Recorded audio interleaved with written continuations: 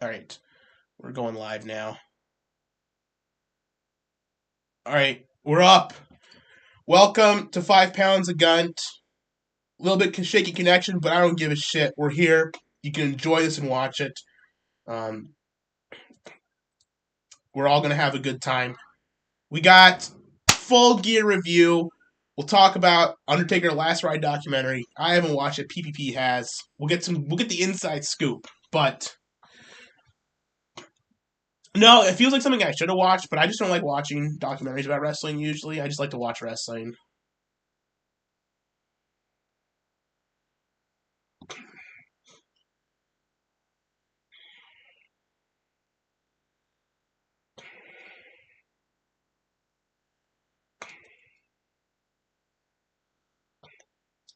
Yeah.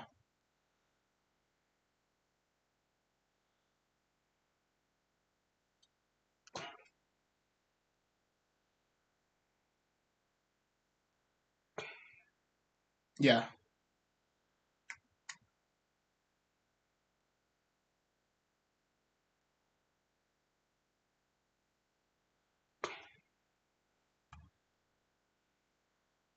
Hmm.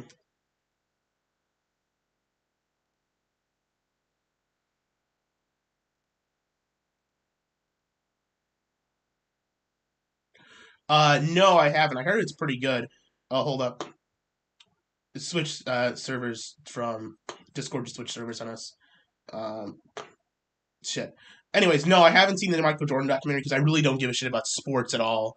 And I,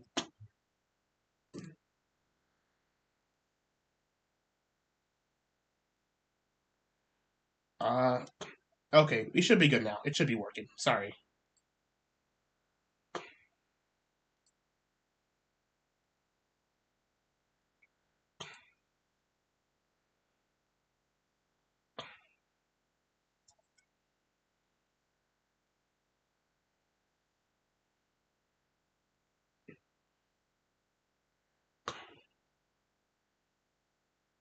Yeah.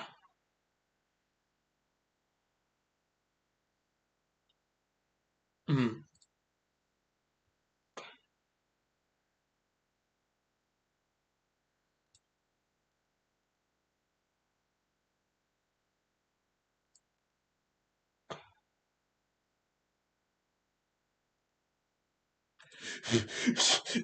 Jesus Christ.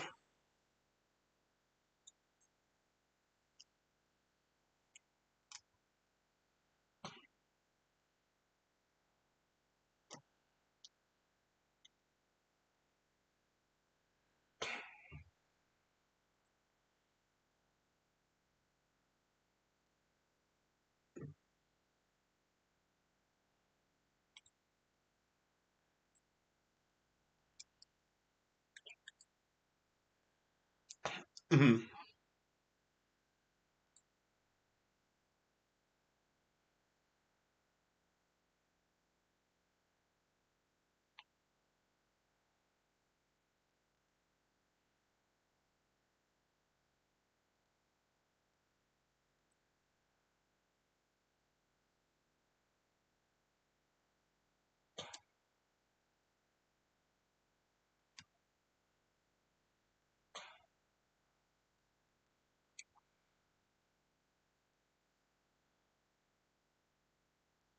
Yeah.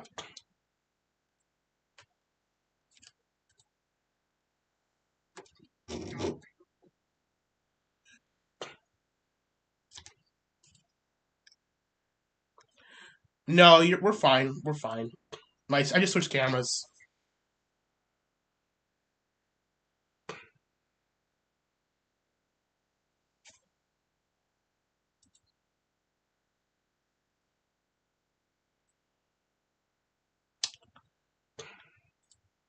Worried he'll die in the ring and shit like this. It's just fucked. Hmm. So yeah, I don't know. I'd recommend maybe you watch it. It's just like if you're into the Undertaker, it's good. I wish it would have shown more of like with the Last Dance, it interspersed not only just Michael's last season, but it interspersed like all of his career accomplishments, so you understood just who he was. With this, it didn't do enough, I felt, of that. Some people with The Last Dance with Jordan just wanted it to focus on his last season. Yeah. And if that's the case, if you wanted something like that where it's just focusing on Undertaker's final matches, which are all depressing as fuck, then that's what you're going to get. If you wanted a more career retrospective, you're not going to get it. There's a few flashbacks to like stuff with Paul Bearer, but the main focus is on the match with Roman Reigns in the first episode, the match with fucking D-Generation X in like the third episode, Goldberg in the fourth episode, Styles in the fifth episode, and the Brock match. I don't fucking know. It was covered as well. I don't know. It's a decent documentary. It just felt depressing. I don't know if that's maybe the reason you haven't watched it. You just don't like the documentaries, but No, it's the thing with the wrestling documentaries, and I probably like to watch it. Is just that I don't particularly. I probably would like to watch it. It's probably an interesting story that I would like to get into, but it's just something I don't watch wrestling documentaries. It's not something I'm into. I just prefer to watch wrestling. I don't need to watch the behind the scenes stuff that often. If I'm gonna watch the behind the scenes stuff, I'll like listen to a podcast or something when I'm falling asleep. Not that I'm a big fan of podcasts, but at least I don't have to like actively watch those. I can just like have it in the background. yeah. And then that's easier for me.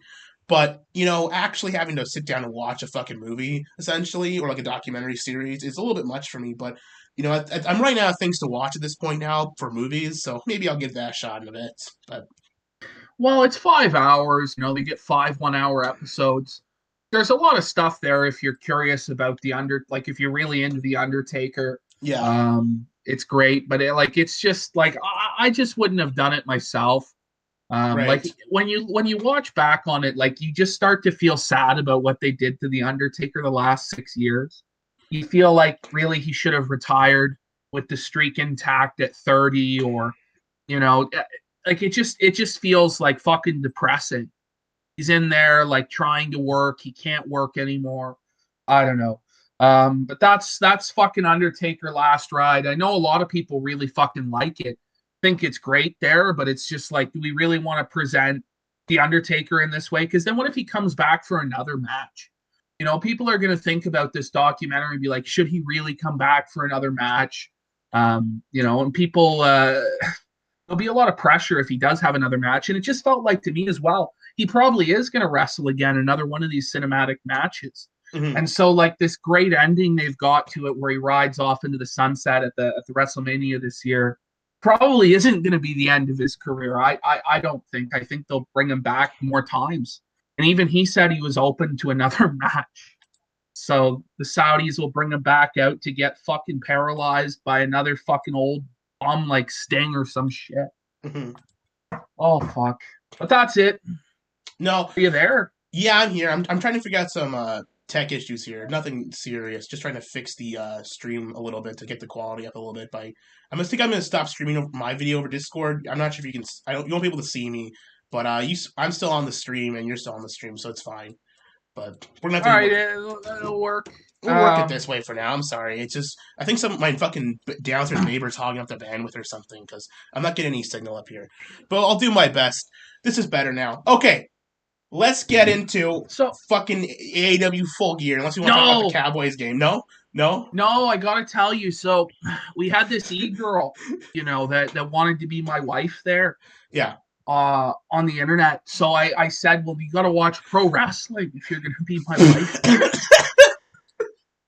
So I asked GAHOOLE last week, I go, well, what match do I show this girl to introduce her to pro wrestling so she doesn't think it's fucking terrible?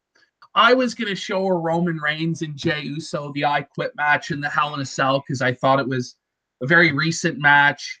Might get her into Roman Reigns, the big dog. The big dog. The big dog. And it might make sense, some of the shit I've been doing on YouTube lately. Yeah. But GAHOOLE goes, no, bro, you can't fucking put on that match. It's too long. It's too long. Frankly, it is. It's for a beginner. You can't introduce something with that much, shit. Unless you want to throw it. I mean, you can always throw them into head first into the worst way possible. But I don't think I was wrong in that assessment. Maybe I was wrong. So GAHOOLE suggests The Rock versus Hulk Hogan at WrestleMania 18 there. Yeah. And I go, okay, that's a pretty good, like I asked her, "Do you know who The Rock is and who Hulk Hogan is?" She goes, "Yeah." So I'm like, "Okay, this will be the one." Now I was thinking as well.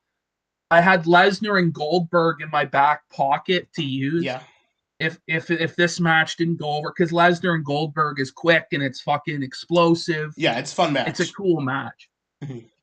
So I get the YouTube link for the Rock versus Hulk Hogan match. Mhm. But I didn't actually watch the whole thing through. I watched it for about a minute and I go, "Oh yeah, this is the full match." Right.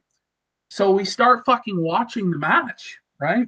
Yeah. And every fucking 30 seconds it cuts out about a half second or 2 seconds. Oh, that's So bullshit. in order to avoid the copyright. But I just figured, fuck, like I've seen this match on YouTube in its entirety before. So I figured, fuck, like I probably, it'll probably even full. So the whole timing of the match is fucked up there. The whole timing of the match is fucked. So she's looking at this like, what the fuck? Like, if this is shit. Yeah. She's trying to be polite, but you can tell she's just not into this fucking match. And it's partly the fault of the fucking the copy of it itself, but it's also just like what she said, her feedback at the end. She goes, "Well, I just wish that there was blood and that like they had been bleeding." So then you know what I did? I just threw the fucking Hail Mary pass. I drop back. I throw the fucking Hail Mary pass. I pull out. I go, "Okay, well, let me show you one more match." So I show her John Moxley versus Brain Damage at Tournament of Death 8, Yeah. CZW Death Match. Yeah. Do you think that this was a smart decision? No. But let's see how did it go. So this is what happened there. They come out and it's like in 240p quality. This is amazing. There's a grandfather clock in the corner. She's Yeah. marking out for the grandfather clock in the corner. Like there's all sorts of blood and shit. She thinks that the match is real. She thinks that it's totally real. It's This still death real to match. me. Oh my god. She thinks it's real. She starts marking out for it. They're going into like the broken glass and shit. Buddy's back's Oh. all cut up. Fucking, he gets out the hacksaw. Like the hacksaw to cut Buddy's fucking head off with the power saw. She's just so juiced. She wants to see him die to the Nice. hacksaw, which she thinks is real. Like she thinks the hacksaw is real. Like that it's not been worked. Because a lot of the shit in the match wasn't worked at all. Like, and it looks like shit. But anyway, she also thought Moxley was a jobber that would never amount to anything, and Brain Damage was the real star. You know what? Maybe she was right. Maybe she was the one who was fucking right about that. So this fucking just joke. She fucking loved it. We start watching death match after death match. We're like watching all these CZW matches for a good 2-3 hours Wow. afterwards. And she was into it, but she didn't like fucking The Rock and The Rock and Hulk Hogan. Well, And I don't think she would have liked the Lesnar and Goldberg match, maybe a little bit better than that match, but it was all about the blood and shit. she's Which I into. don't know if I should be concerned or but I like it because I like the deathmatch wrestling style, kind of. I like those matches. Oh, good. Well, good. But that just means she's into fucking torture porn, essentially, is what she likes. Which is fine. It's just what she's into. Yeah. This She's same into person torture has porn. also been harassing you on Twitter there, Gahool. What was that? Yeah, they're harassing you on Twitter, asking for your penis. What? Oh, that one person. Yeah, I told him. I told him. I thought it was a guy, so I told me to stop being gay. You missed out on your chance, Gahool. It was your one and only chance, bro, with the e-girl. I'm not gonna steal your ego from you, PPP. You can have her all to yourself. No, you take her, buddy. You take her, please. Fuck. I'm gonna lose my mind. Jesus Christ. No, if you're gonna need more death matches, you should show her fucking Barnett's Bloodsport from New York last year. That's a fucking great show. She'd probably like that a lot. Yeah. So I'll probably show her that there or some shit. But I just had to get that story out there. I thought people might be interested in that. It's a good story. I couldn't believe it was Hail Mary on the deathmatch wrestling there. It worked out. It fucking worked. Also, anyone watching the chat, don't worry if the stream's cached. I'm gonna I'm recording this too. I'll just re-upload the stream afterwards, in regular quality. So that should be good. So if things are cutting out or stuttering, I'm sorry, but we'll get it up a full after this, so you can just rewatch it then. We're all good. All right. So let's get into AEW Full Gear then. Oh, actually, before we get into Full Gear, I know I have a bunch of bullshit I need to talk about a couple weeks. I watched fucking Raw. Yeah, I heard you watch Raw and SmackDown. Week. I didn't watch them at all because I don't. It's too much work. But I heard that they were. I didn't watch. I heard Raw was dog shit and SmackDown was pretty good. That's basically how it was. Not this week, but the week before. That's exactly how it was. SmackDown was a pretty fucking good show. You had Jey Uso go over Daniel Bryan in the main event there. It's what the hell? A pretty good fucking match. But yeah, I know. Good. But it's good. I mean, and then Uso bowed down to Roman Reigns and accepted him as the tribal chief after he beat Bryan. Yeah. Kind of weird there. Like Uso had really good promos throughout the night when he was like face to face with Roman, refusing to be his bitch or whatever. But then at the end of the show, Roman came out and helped him in the match with Bryan, and then he ended up joining Roman Reigns. So that was the story there. I don't know what happened this week. It was probably also pretty good. But the SmackDown had some decent matches. Raw fuck last week. Holy fuck. Just a fucking gong show. Like weird fucking Alice in Wonderland, Alexa Bliss. Any show that has a serious amount of Alexa Bliss just pisses me the fuck off. I can't get over her. She's so dog shit. It's unescapable. And you have like Randy Orton in the ring, like kind of intimidated by Alexa Bliss. It's fucking bullshit. Who the fuck gets intimidated by this little girl? It's bullshit. And she's doing like this AJ Lee impersonation where she's hopping up into the corner and getting cross-legged and doing the crazy maniacal laugh. I don't know. It's a little fucking silly for me there. Little fucking silly. Yeah. The Retribution, like, holy shit, did they ever just fucking squash Retribution? Just fuck them. That's all they've done since they debuted. Listen, they're basically setting up the exact same way they set up the Shield a couple years ago. Not really. The execution's different, but the idea is similar in that you have these group of outsider people. They come in, they get a special entrance. They don't come in. They come in through the crowd or whatever. These guys come in through the screens or whatever. They're like supposed to be at war with the entire company, but what ends up happening is that they book the Shield to win, and they book these guys to fucking job out every second they can, forever, and they expect them to and they deserve it. I mean, like, it's just fucking pathetic. It's just to me, it's a sad waste of the wrestlers' talent. Like the gimmick, these wrestlers weren't even in the gimmick to begin with. Like, they were just Antifa members for like the first couple months. Finally, these wrestlers debut, and it's like Dijak and fucking Dio Madden had like a future. I thought like those were two guys that I thought could definitely like get over and do some good shit. But they're stuck in this dog shit gimmick. I mean, Shane Thorne and like Mia Yim probably would never get over, but so at least they have something. But it's such a fucking stupid idea. And yeah, I mean, you have fucking Slapjack and T-Bar. Yeah, like Slapjack and T-Bar. Fucking they protected T-Bar in the match, and he was the only one they protected. Slapjack just got fucking squashed like a slap nuts. They fucking eliminated MVP like by magic. So like this bitch, like the bitch pretended she was possessed by Satan or something and like was screaming in agony, which distracted MVP for a roll up there. And that was it. They did a double count out with T-Bar and Lashley. And then the fucking last two members, Benjamin and who the fuck is it? In the Cedric Alexander. Cedric Alexander. Yeah. They're all the same now. But they ended up like fucking just murking Mustafa and the other guy. Like, it's just garbage. Wait, so I don't know what. So wait, they Mace and Mustafa Ali like bowed down to Shelton Benjamin and Cedric Alexander? Yes. It's fucking ridiculous. That's so dumb. Like, who cares? I mean, at this point, who gives a shit? Like Mustafa ran away like a bitch after. Like, they tried to jump them, and then they fucking ran away again. I mean, holy shit. Like, what are they doing? I don't fucking understand what they're doing with the Retribution. I hope they're all released. No, go to Impact or ROH. Fuck off. They're probably not even good enough for that. They should probably be sent to a bingo hall somewhere.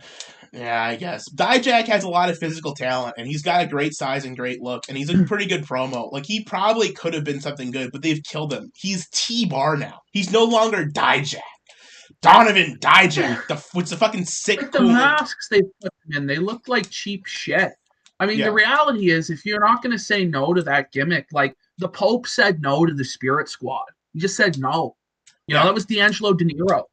Now, sure, he didn't really go anywhere, but fuck, at least he wasn't in the Spirit Squad. it's true. Fuck's sake, Dolph Ziggler was in you the Spirit know. Squad, though, and he's still employed. Yeah, although how did it turn out for the rest of them? I mean, if you're an outstanding talent like Ziggler, I guess you'll find a fucking way. But these guys are not fucking anywhere near Ziggler's ability on a microphone or in a fucking ring. And I No. mean, Ziggler's fucking people hate on him now. But I mean, he was over for a little Yeah. while. But yeah, fucking disappointing what they're doing on Raw there. I don't really understand. Orton's the champion again. I just don't have much interest in watching Orton be the champion. And this three-way feud with McIntyre and The Fiend. And it's like, holy fuck. I just don't like this Fiend stuff, really. Like, I like Bray Wyatt as a performer. I thought he was pretty fucking good on the microphone, and I feel like they've just made him so fucking goofy and so over the top, and I don't think anybody's into it. Maybe kids are scared of it, like some kids were scared of Undertaker, but I just don't think that's the case. I don't think the Fiend... I liked the Fiend character when it first debuted, and I do like the Funhouse stuff. I mean, it was different and kind of enjoyable because it was different and stuff. I Yeah, think he still got some good charisma in there, but the Fiend matches have all kind of sucked dog shit. Um, yeah, he's not exciting to watch as a wrestler, and they can turn it around maybe, but I'm just not invested. I think Raw is just a buried show at this point. They took the only good storyline on Raw was Rey Mysterio and Seth Rollins and stuff, and they moved that to SmackDown. So there's nothing yeah. left on Raw that was good. And the Raw Underground stuff got me to watch once or twice, and they've They, got rid of that. yeah, that's gone So already. So there's nothing left really. But who gives a shit? I yeah, don't. who gives a shit? But SmackDown's looking okay. Yes, I I probably just would. got tired of watching fucking AEW because I just felt like it's not even a legitimate company. It's just a fucking joke. There's no sense even getting invested there. I suppose Um, I watch AEW with my friends. They kind of come over because it's easier for them to follow than like 3 hours of Raw and 2 hours of SmackDown every week. yeah, It's just the only reason I think I chose that over anything else. But also at the time that AEW started, Raw and SmackDown were really dog shit, and NXT was getting kind of dog shit too. But SmackDown's a yeah, good show now. I feel like I should start watching it again. I haven't had a chance to, but the only problem is it's yeah. on a Friday SmackDown night. was pretty good. The Yeah, only problem is on SmackDown was pretty good the week before. the only problem is it's on a Friday night, and I usually do stuff on Friday nights, and like I have a social life I go and do, which is a problem. Yeah, like it's just a bad fucking time slot. They need to move it back to Tuesday or fucking throw it on Thursday or something. Like, but Friday just seems like it's a shitty time for people. It's the time that Um, Fox wanted. Fox wanted it on Fridays. I guess Thursday would compete more with football then because of Thursday night football. So I think Fox has yeah, Thursday night football, so I don't think they can move it. probably Unfortunately, Friday is the best. I mean, it's either Friday or Tuesday. Um, I used to prefer the Fridays before I fucking grew up, you yeah. know. And then now as an adult, I'm like, oh fuck, I don't want it on Friday. But I'm trying to fucking watch SmackDown from week to week, or at least follow the Roman Reigns segments because he's just about the best thing fucking going in wrestling right now, which I just Yeah, never thought would happen. But he's he's finally developed into something. they're hitting They out the park. packaged him properly. I mean, listen, when he has his match with The Rock at WrestleMania next year, if it happens in LA or not, when he has his match with The Rock next year, it's going to be the biggest fucking match of his career and probably be a great way to retire The Rock by putting him over the new tribal chief. It just makes sense. Like, it's a fucking great story. It's going to have a good ending. It's going to build up. He's going to turn babyface off of it soon, too. Because you can't help but root for the guy because he's the fucking king. He's the king of the fucking world. And it's like, how can you not root for But he that? has to have the same presentation. Like they can't bring him back to being the smiling John Cena ripoff. Like that's not what he is. He has to be the big dog. He has to be the tribal chief. He has to be badass. He He's has a to fucking fucking have the mouthpiece payment. And then he speaks very little, but when he does speak, it's impactful. I think eventually you can scrap Heyman from the act, because I think Roman's a good enough promo, actually. I mean, people shit on him, but as long he can read what people write him. The problem is that what they wrote for him is sometimes dog shit. Okay, but you saw him in later, there with John Cena, and they let him fucking sink or swim, and he fucking sank. yeah, And that's Cena true. raped him. That is Cena true. raped him and humiliated him, and that's when I knew we were kind of fucked.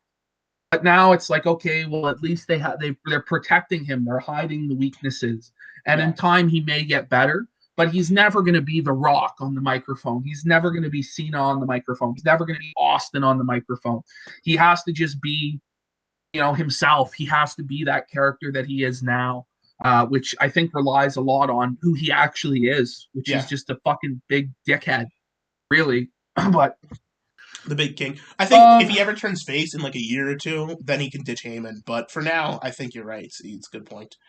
Well, I mean, this will get him over with the fans. Like, if they give him a 2-year run like this, and then they can put him face, and people will probably cheer for him. But the problem was nobody would ever accept him. Now people are giving him a chance. So that's all right. All right. Sorry, You want to go into Full Gear? Yeah, let's do it. Let's pull up the fucking results here. I gotta pull up the results for the show. Did you watch the buy-in? I watched the buy-in. Yeah, it was just on. I don't think I would not recommend watching the buy-in for anyone. For anyone who fucking hasn't watched the show yet. If you want to go back and watch it, don't watch the buy-in. It was not that good. The Serena Deeb match was a fucking boring disaster. What was it? It's a women's match. I'm sorry, it wasn't that good. It was just kind of there. I didn't really pay. Frankly, I didn't really watch it that much. I was just kind of like in and out watching it. She beat Allison Kay or whatever, and then Thunder Rosa came out and challenged her. Yeah. I think last night. I think around the time the buy-in was on, I was watching a UFC fight. Yeah. Where Buddy's fucking ear came right off his head. Buddy came in with an elbow and fucking got him right on the ear, and it fucking came off, and they had to stop the fight. That sounds it was fucking great. sick. That sounds awesome. It was sick. It was badass. So I was watching that UFC card, even though it wasn't a great UFC card. Surfer wanted to watch it and gamble on it, so we watched it. And it was pretty fucking good. The main event was really good in that UFC show. I was thinking of buying the AEW show as it was live, but then I ended up watching the UFC instead. Yeah. And then I thought, okay, well, UFC's over. I'll buy the replay. And I'm sitting there, and it's $50 fucking dollars, and I'm like, oh, fuck, like just pirate it. The last pay-per-view, I paid for it. I fucking felt ripped off. So I said, fuck you to AEW there, and I just fucking pirated their pay-per-view. So that was my experience. Listen, with any pay-per-view, there's no point in paying for it if it's not live. The only reason to pay for it is if you want to watch it live. That's the only fucking reason. Never buy a replay. It's retarded. Well, if you want to support the wrestling company there, I want to be a good wrestling fan and support the company there. But I honestly don't feel like AEW deserves my support after the sort of shows that I've been fucking seeing from them of late. And their last pay-per-view, I think, wasn't that great. The main event I thought was good or whatever. All Out was a pretty bad show with 2 good matches on it. I thought I paid for this show, and I felt like I got my money's worth. I enjoyed it quite a bit. I'm gonna put that up right away. We all had a good time watching it. It was too long. All the AEW pay-per-views have been too long. But we enjoyed it. We all had a good time watching it. We split the cost this time, so I only paid $12 for my share of it, which wasn't too bad. If you pay $12 for it, it's worth your money. It's just we live in a world where the WWE pay-per-view is $9 a month. Yeah. If not $4.50, because sometimes you get 2 a month. Yeah. For fuck's sake. Plus the whole fucking library. And AEW is coming out at a price point of it's 50 Canadian dollars on fight.tv for it.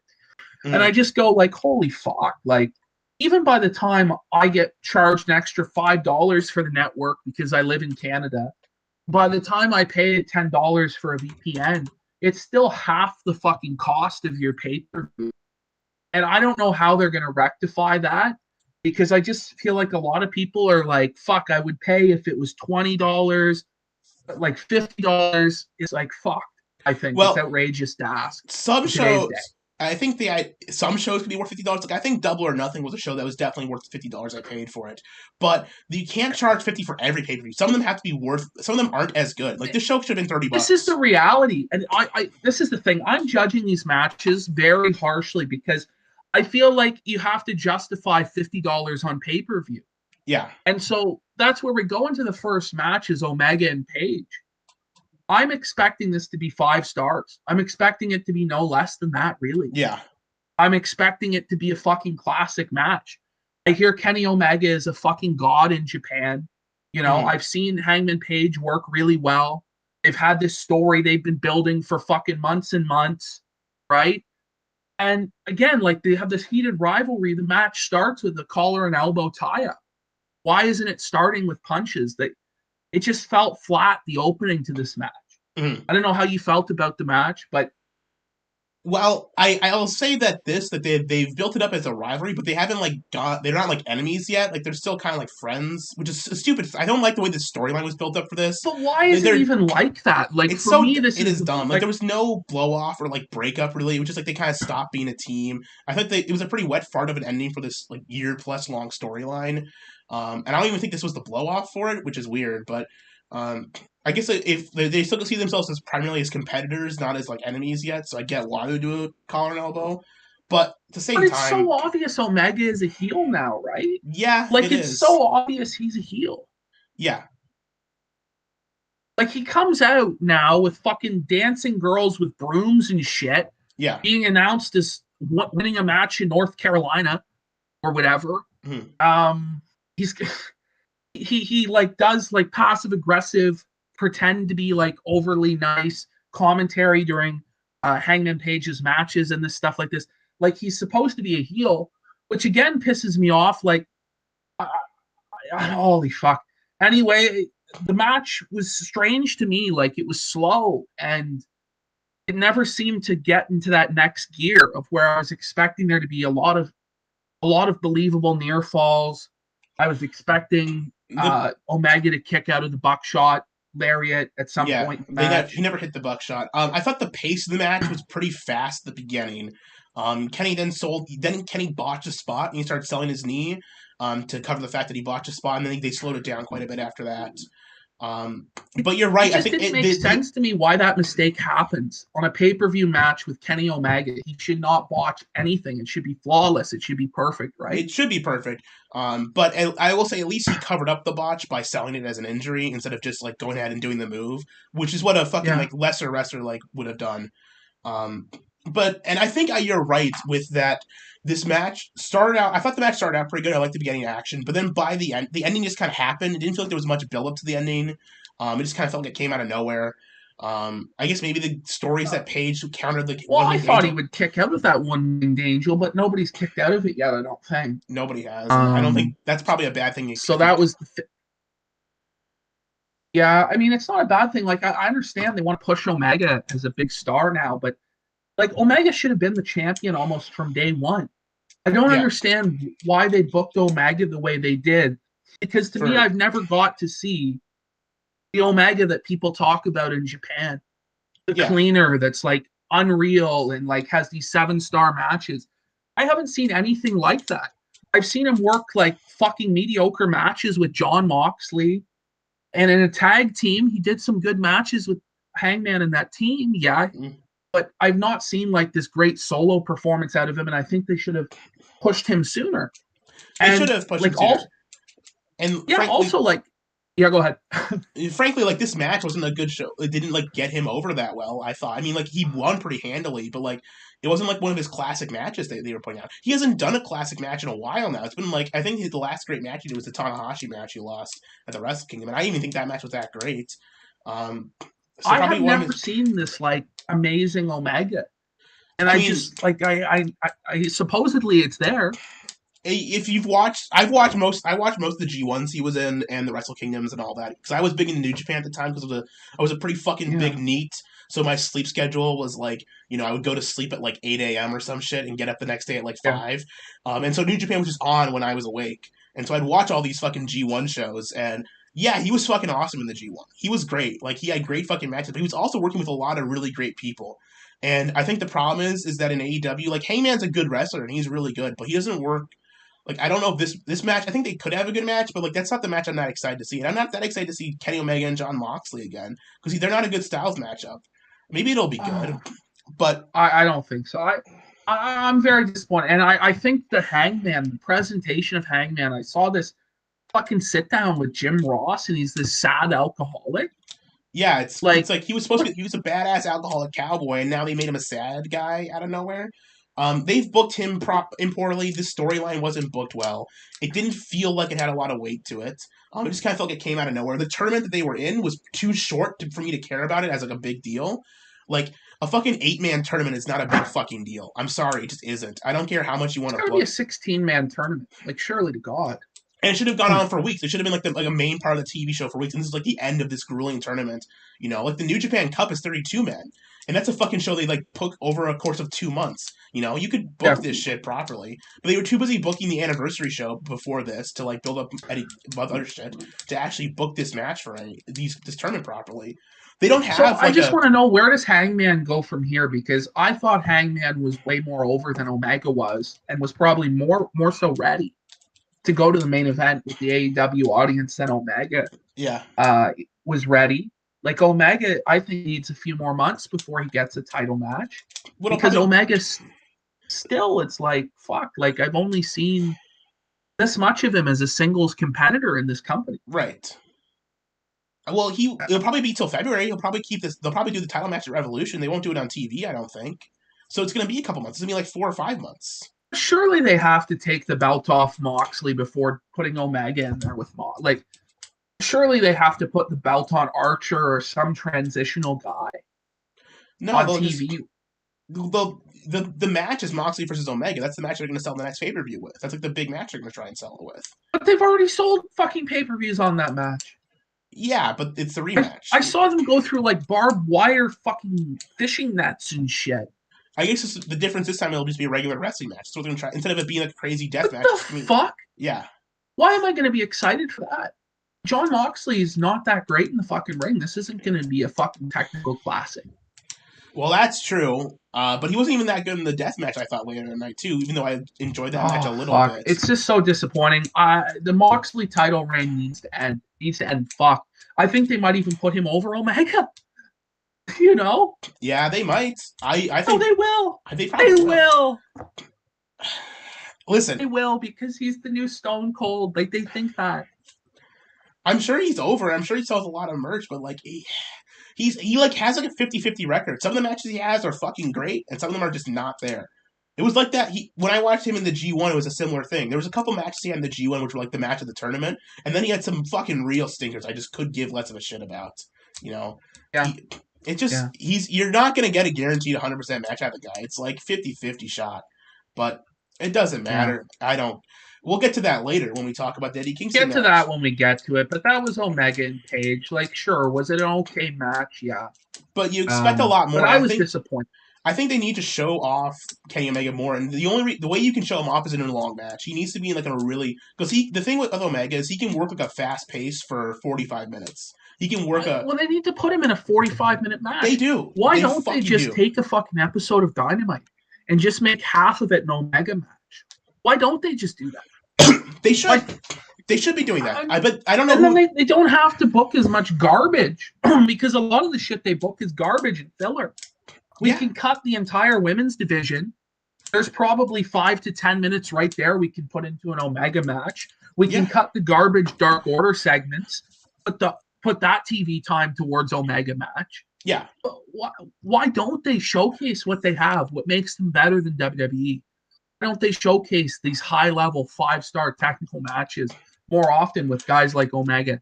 And that's what I don't know. Here's the question. Who does he wrestle for 60 minutes in the company right now?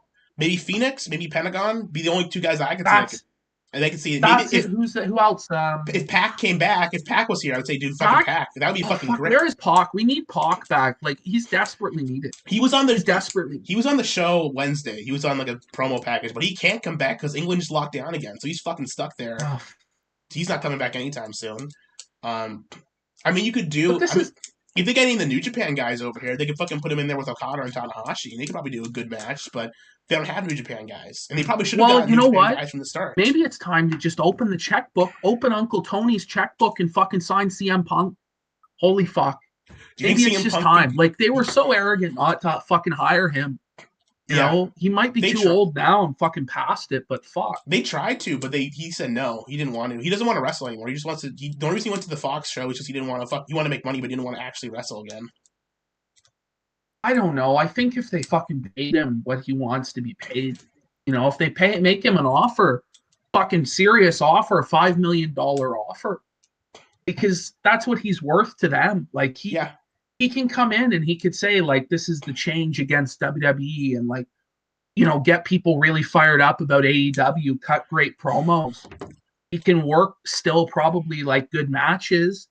I don't understand. Like, if they have all this money to waste, instead of hiring the entire Dark Order, which probably cost them $5 million, like, well, probably cost them about $1 million on the payroll, because each of these guys gets paid like six figures. Well, you know, if you include Brody Lee in there too, like, you know. But you just start cutting like these guys, these jobbers, they're paying $100,000 a year to, and you can find the money for a CM Punk or a Randy Orton. Pay them double what Vince is paying. Make Vince really say, I will pay, not just I will pay competitive or more, but we're going to pay you double, because they need somebody. They need like a Lesnar star or a CM Punk to come in, or fucking Orton even, or like Cena. Cena would be fucking big. If they got Cena, I would do that. But I don't know if CM Punk would be able to work the kind of match they would want him to work. CM Punk would be the fucking big get for them to get right now. I don't think Orton would go over as well as. I don't think he would attract as much money. No. Frankly, Orton's not as much of a draw as like CM Punk or Cena would be. CM Punk would be the guy they could get, or if they can get Daniel Bryan. Well, what you do with Orton Bryan from, is what you do with Orton is you bring him in with Edge. You do them as a package deal and do a WWE invasion or something like that. Yeah, or have like Orton, do the outsiders with Orton. Or Orton teams up with FTR. They were going to fucking they were a trio for a little bit in WWE. Do a package with them as the new Four Horsemen. Like, that would be like, for telling fuck Sean Spears. You get Randy Orton and the FTR as the Four Horsemen. It'd be fucking badass. People and Orton's got probably 2 more years or 3 more years where he can work. He's not great. I don't really like Orton that much, but they have to get somebody. What, maybe Jeff Hardy? Hardy would be a good. I think Hardy's not. I don't know for sure, but I think Hardy's going there eventually. At least if he was Matt. But at the same time, they signed Matt Hardy, and that was a fucking big mistake. Huge fucking mistake signing Matt Hardy. At least by if tonight's anything to go by. I think he's fucking done. I don't think he can. I thought you would really like that Matt Hardy match. I thought you were going to be into it. Listen, okay, I like stuff like that. They brought back Senor Benjamin. I like Senor Benjamin. He didn't say a goddamn word. I like the Gangrel spot, and I liked a little bit of the Hurricane stuff. But the fact is, I booked a better cinematic match with me and my friends in my backyard. It was better paced and had better fucking events. I liked my wrestling match better than their fucking shit they threw on there with the Elite Deletion. There was no music. There was fucking cricket sounds during it. How the fuck do you hear cricket sounds and not think, maybe we should throw some background music during this? It's fuck. They were putting in like weird background music, so I was listening to it through headphones, and like, you would hear like weird horror music come into the soundtrack at certain points, but there were certain points where it was just crickets and it wasn't consistent. It wasn't like in the final deletion. It was like there was like this big bombastic piano music and like the thudding drums, and it was like a fucking movie. It was a movie essentially. This wasn't shot like a movie. This was like a home movie. It was like it was total dog shit. And it's all shit I've seen. I mean, it was all shit you've seen. Like, the fireworks spot has been done. Right. It was that, but worse. It wasn't. There was nothing original or new besides Gangrel, and it was the other stuff, but it was done worse than the other time. I mean, the fireworks were a little bigger, but like the editing was worse. The effects were worse. It was a fucking bad match. We'll get into it in more detail in a minute there. I mean, we've already kind of fucking shit all over it, but yeah. The next match was actually Orange Cassidy versus John Silver. I like this match, personally. I thought it was pretty good. I think Silver is a little bit too comedic, but I thought Orange looked pretty good by the end of it. He just fucking eventually just killed the guy. So here's what I think. Who the fuck is John Silver? Why is there a fucking wrestler named after a character from Treasure Island? That's true. Why is he like this fucking weird, like, midget-looking fucking guy? And why is Orange Cassidy fucking even wrestling this guy? Like, Orange Cassidy just beat Chris Jericho. Like, Orange Cassidy should be elevated above this, surely to fucking God. Instead, like, we put him over Jericho twice. For what purpose? So he can do lower card shit like he was doing before? Then why book the whole feud with Jericho? I thought that was to elevate Orange to the next level. I guess it's a placeholder feud, placeholder match. But again, why are we paying $50 to see fucking John Silver, who I've never even seen before? I guess he was on Dark this whole time. He was on the main event at Dynamite this week. He's been around a little bit. I like John Silver as a wrestler. I think he's pretty good and like in the ring, and I think he's short. He's like 5'4", so he's fucking tiny, but he's like a legit like champion power lifter. Like he picked up Orange with one hand. He could probably pick up a lot of guys in that roster with one hand because he's fucking strong, But the thing is, and like his whole gimmick is he just fucking was on. I think it's being the elite thing. Some shit. He's like fucking good on there or something. So they started booking him on TV more. They want to get him on a pay per view or something to show him off and maybe make him into a thing. But I don't. I thought by the end, I like the actual action of the match. But you are right that Orange probably shouldn't be in this match, and we shouldn't be paying for this on pay per view. This was supposed to be on the buy-in originally, and it probably should have stayed on the buy-in. It should have stayed on the buy-in. There's no reason. But then again, it's like, why is Orange Cassidy on the buy-in when he's selling all these T-shirts? Yeah, he's really over with the fans. I don't fucking understand. Put him in there as an underdog, maybe against Mr. Brody Lee. Fuck it, and have him beat Brody Lee. Fuck it. Yeah, I think that's probably the next match they're gonna do. This might just be a setup match for it. But why is that not the pay-per-view match? Why are we gonna build that?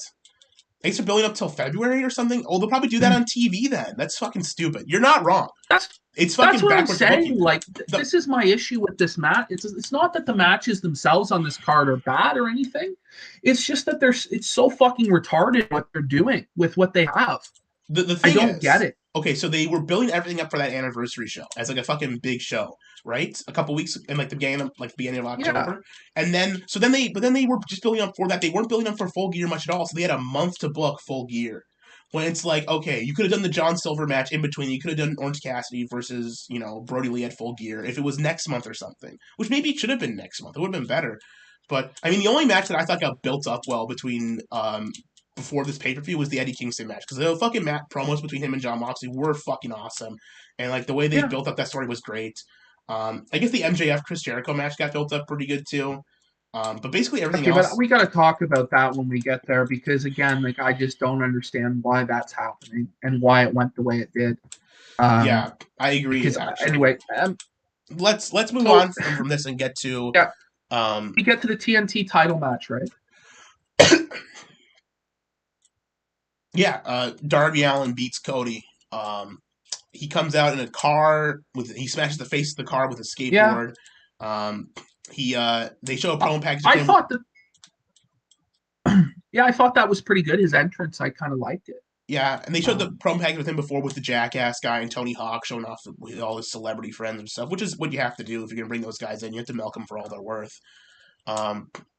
Match was got off to kind of Darby was in control at the beginning, then Cody took over and slowed down, started doing a lot of heel work there. Cody really worked his heel in this match. It was very clear. He was, even though he's been like he can go back and forth between babyface and heel in a match per match basis, and it works out all right. But he was totally working heel here.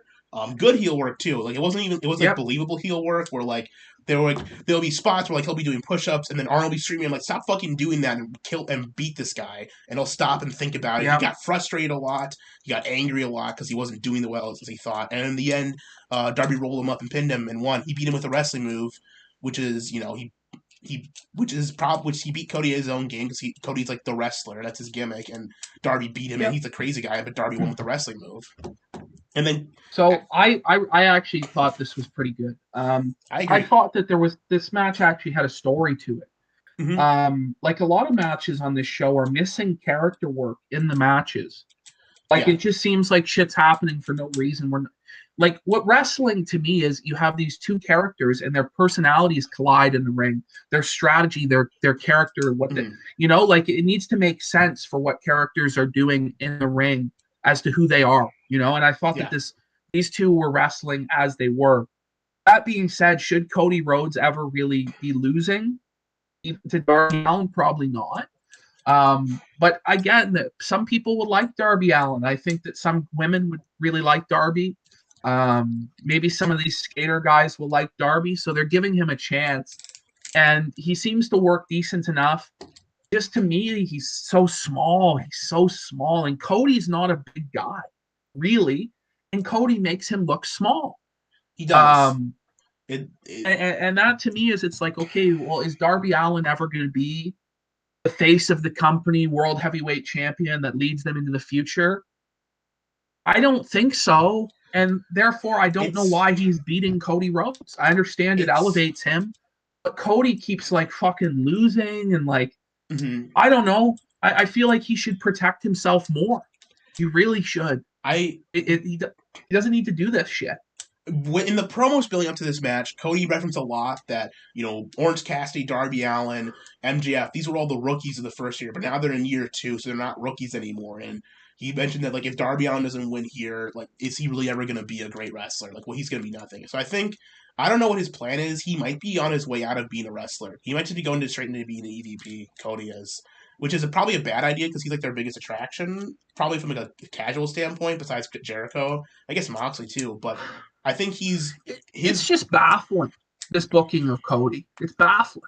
He books himself pretty strong, but the problem started with the title, because he started booking himself on TV every week, which devalued him as a wrestler, and devalued him as an attraction.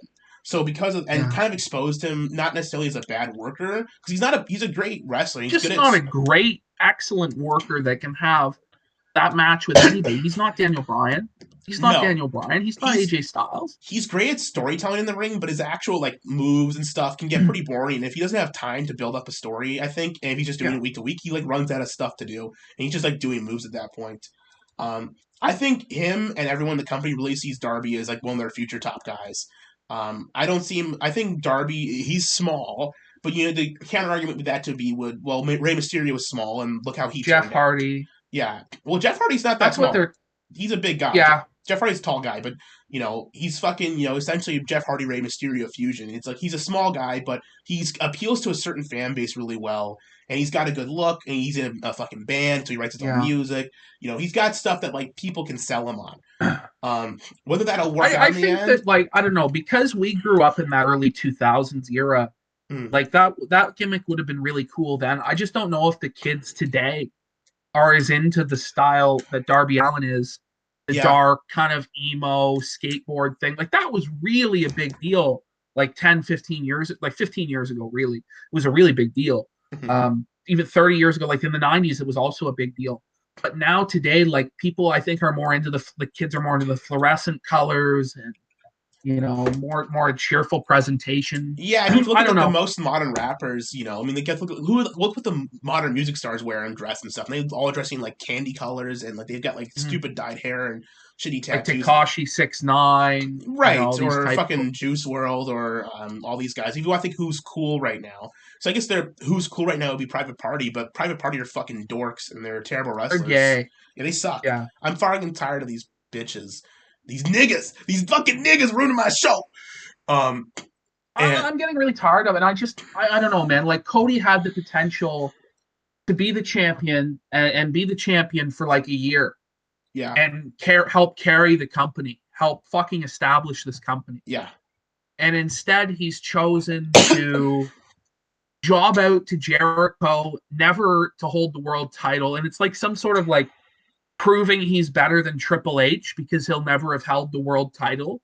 Yeah. Even though he's an executive. Or like, is that what it is? It's just like some sort of like virtue signaling about how he's better than Triple H. It might be. Triple H is a piece of shit. It might be a Triple H thing. I mean, he fucking did the whole thing of breaking the throne when he first fucking started the company and fucking Double or Nothing. It's him rejecting the power, and if Cody gets his way, he will be like Triple H with the revisionist history. Yeah. Except it'll be about how selfless he was, how he put everybody over, and he was a big star, and he made Darby, and he made Ricky Starks, and he made, like, that's what he's trying to set himself up for, and be out of the business in a few years. I think that's what he's doing. I don't think he's going to be wrestling for that much longer. I think he's going to be mostly being an executive going forward, like just like a booker and like a. But what's stupid to me is if you're going to be an executive, why do you get a fucking neck tattoo? Okay. Because you go to fucking like negotiate a deal like in Saudi Arabia Or Yeah. you're going to like foreign countries where they don't like tattoos or they don't understand them. As an executive, like you're not going to be taken seriously. Yeah, they're gonna shit all over you. So if his so if Stupid. his future was supposed to be as an executive, the neck tattoo is fucking mongoloidism. Straight the fuck up. I don't get it. But yeah, they put Darby over. I hope for the best for Darby. But like I personally don't really like him. Like I don't get into him.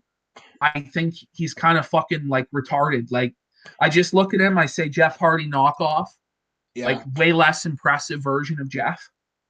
kind of. And He's a I little think bit.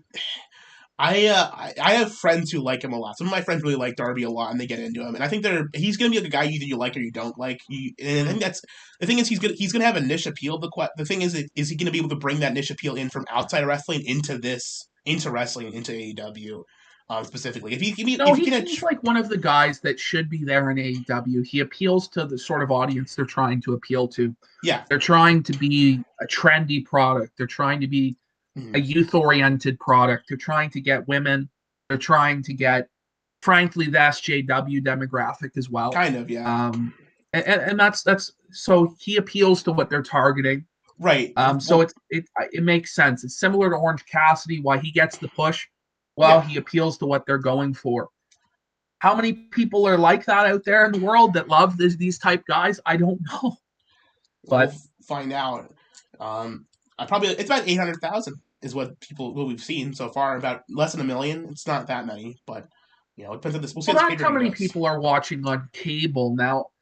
Again, how many people are watching YouTube shit? How many people are watching other stuff? Who knows? But I'm going to wager to guess it's probably no more than 2 million people are actively invested in Yeah, AEW, and that's at the fucking high end probably.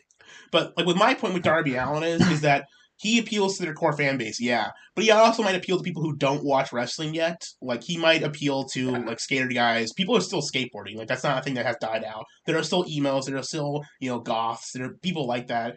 People who like punk music stuff. If like his punk band does well and if he ends up making a good song eventually and it goes big, the people who like that song will come find AEW through him, and that's kind of the gimmick.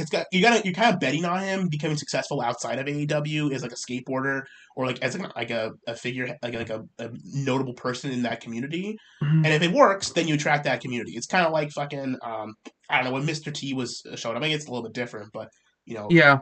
So the final thing about this match, and then I've said my piece, and you can say what you want. Last thing was I didn't like him bending down on his knees to give Darby the belt when he had worked the whole match as a mm, heel. yeah, Um, and then like the show of respect thing, and then to immediately team up with him against fucking Taz. uh, Yeah, I didn't like that too Taz. much. I think that went on a little bit too long. The whole bend the knee thing came from a promo he did beforehand saying that Darby bent the knee twice, he's going to bend the knee again. So Cody lost, so he bent the knee. But the Taz thing Oh, was okay, I missed that, so I don't know. I guess that's something, but I just thought it was strange. it was strange. But I think they did mention it in the promo package before the match. I'm not sure if you skipped it. I mean, that's fine to skip it. Who gives a shit? You shouldn't have to rely on the promo package to tell the match's story though. I shouldn't. That's not. That's a fucking crutch for them, honestly. All right. Wow, the New Orleans Saints are fucking stomping the Bucks 21-0. Oh, good. They've paid me on all my bets Good job. Hell yeah. early. Holy shit. Make up that Cowboys money, brother. Oh, I didn't bet on the Cowboys Oh, today. good. Thank God. Oh, good. I was worried because I was watching the show. I was like, oh shit, I bet PPP bet money on the Cowboys. I was like, fuck, he's losing. It was on the No, bar me and I'm parents were fucking at. done. Like now today, I almost wish I had because they came close. They were an 8-1 underdog. Mm-hmm. Um, but yeah, I don't know. The Saints were a fucking 3-point underdog in this game against the Buccaneers, and they're just bending them over the table. I think that the Buccaneers are frauds. People say the Saints are frauds, but I really think the Bucks are frauds. Now watch Tom will come back and win the game, but I really don't give a fuck because my bets are safe. Yeah. When they go up 17 points, the bookies immediately pay the money line bets. So fucking based. Based. All right. Uh, let's see. Next up, women's championship match. I didn't watch it. No, Oh, no. It I. was Dustin Rhodes and QT Marshall were interviewed Oh backstage. yeah, I forgot about that. They're gonna Yeah, do a. QT Marshall's promo was brutal. It was stiff. He can't He, speak. he's bad. Sucks. He sucks. The only reason he's around is because he has a training school that they get people from. Yeah. World of difference. Dustin's promo, way better. High energy, fired up. Like, one of these things is not like the other. One of them One of has these hair guys shouldn't plugs. even have a job. No. Seriously. One of them has hair plugs and is 20 years younger. So, Hikaru Shida and Nyla Rose, I skipped this match. I didn't watch it. I didn't fucking watch this shit. Hikaru won. That's good. Yeah. Keep the belt off the tranny. The tranny Off was in the trannies. not the transsexual was in a Mega Man costume, which was really fucking gay. It looked bad. It was like a super light blue, just looked fucking ugly. They broke up Vicky Guerrero and Nyla Rose after this match too, which like, okay, great What? job with that act. Yeah, that fucking act went really far. They like broke them up immediately after. Like, listen, Vicky Guerrero and Nyla Rose weren't. Listen, I'll just say I didn't watch the match, but I'm gonna say my piece about the build up for this match on the television shows. Okay, here's how they built this up. Okay, Nyla Rose and Vicky Guerrero weren't on television at all in the last like 4 months. They've been gone since Vicky Guerrero debuted. They've only been on Dark. They haven't been on the show at all. And so they come back and they just challenge the title and they get the world title match. They haven't been on the show. They haven't built up the character. They haven't done anything with the act on TV that people can see. And then the follow up is to break them up immediately on the pay per view. But why? What's the point? Why even hire Vicky and have her team up with Nyla only to do nothing? Here's the thing, too. Vicky looked like she was in better shape than I've seen her in a while, too. She looked like she was in good shape. Yeah. Well, I'm assuming she's going to go. She still got it. She's still annoying as fuck. Why do you hire her? What are you? So maybe She's they're gonna- going to give Vicky to somebody that's actually worth the fuck. Maybe Evilise Maybe and they'll Diamante? I don't know. Maybe they're turning Nyla face. No, surely not. How can you Maybe. have her as the face? Maybe. Just like the tranny angle. Maybe. She's so big, like she can't get any sympathy. Who's she gonna fight? I mean, she's lost to Shida fucking twice now. Remember when Nia Jax was faced against Alexa Bliss at fucking WrestleMania in New Orleans? Do you remember that? Yeah. It's probably same Yeah. gimmick, but they'll do it again. Oh fuck! What a waste of time. She'll What a probably waste squash of Britt time. Baker or something. Yeah, squash Britt Baker. Who fucking cares? What a disaster! I didn't Um, watch this shit, but I So just then had we to say, move to the big dream match there, guys. The big fucking dream match. Oh boy. You know, here's the thing. Like the AEW fans are fucking so excited for this shit. They're fucking marking out, oh my god, it's the Bucks and FTR. yeah, I just think like the way that they're marking out is like it's Rock versus Austin or Hogan versus Andre. This is not on that level. no, This is just not larger than life. I have given FTR a chance, and yes, they are decent in the ring, but there is nothing about them that makes me go, wow, that's so special. The same thing with the Young Bucks. I don't go, wow, I've never seen guys move like that. It's bullshit. Like this whole dream match idea. And the thing of it is, I was excited almost to see this match, like with Cornette hyping it up and what they could have done by bringing Cornette in to work the program and the promos for FTR. None of that's ever going to happen. And this match to me is just so disappointing. Even though, like, because it could have been, I think, built properly. At one point, I was kind of excited to see this match. yeah. And I think the build, I don't know. Give me your thoughts on it. Did you love this one? I liked the match itself a lot, actually, but I agree the build was pretty bad. The build was kind of came out of nowhere. The Bucks going tweeners right before the match instead of staying as faces, which they just should have been faces. They worked the match as faces anyways. So why the fucking shit they went tweener, like half face, half heel? They basically turned heel before this match, but they worked the match like faces. It makes no fucking sense. FTR haven't gotten much promo time to cut on the Bucks. They've just kind of been on the sideline. This whole it's dog like the matches they've had have been good, but like they've had to cheat to win every single time, and now they can't cheat this time, so they lost, which just makes them look weak. And frankly, I think there's a lot. The actual action in the ring was good. I thought it was built up really well and exciting. There was a lot of near fall tags and stuff that were great, and the work was great and good.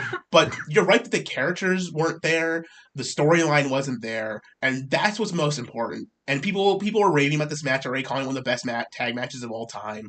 And frankly, I liked it a lot. I thought it was really exciting. Me and my friends were betting on the show. We have a belt week competition too, and this was like the last match that people had different bets on. So whoever won, we actually were invested in because whoever won would get our belts. So we were invested in because of that. But We were like, really? But wait a minute. Well, wait a minute. People actually thought the Bucks would lose this match? yeah, one of my friends does. He's pretty They stupid. lost me was putting that stipulation. It was a dumb Like, stipulation. why? Like, because how about we have FTR go over them twice or once or something at least before the Bucks put that on the line? No, the babyfaces shouldn't win the first match. The heel should win the first match. Then the babyfaces need to make their comeback, and they got to get close to the second time before winning the third time. You know, it just kills this fucking program. And like, okay, so I thought to myself, okay, well maybe the Bucks will lose here, and then the second match, in order to get the title shot, they put their careers on the line. But then who's gonna believe that the Bucks are fucking retiring?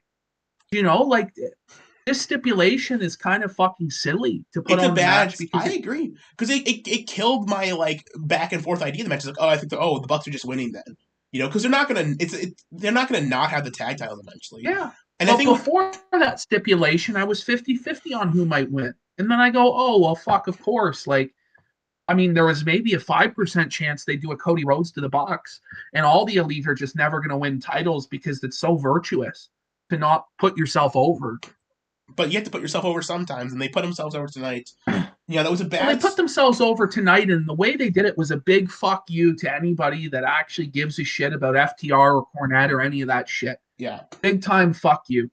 Big time fuck you. Because they have fucking Dash Harwood or Wheeler, I'm not sure which one, do a 450 springboard.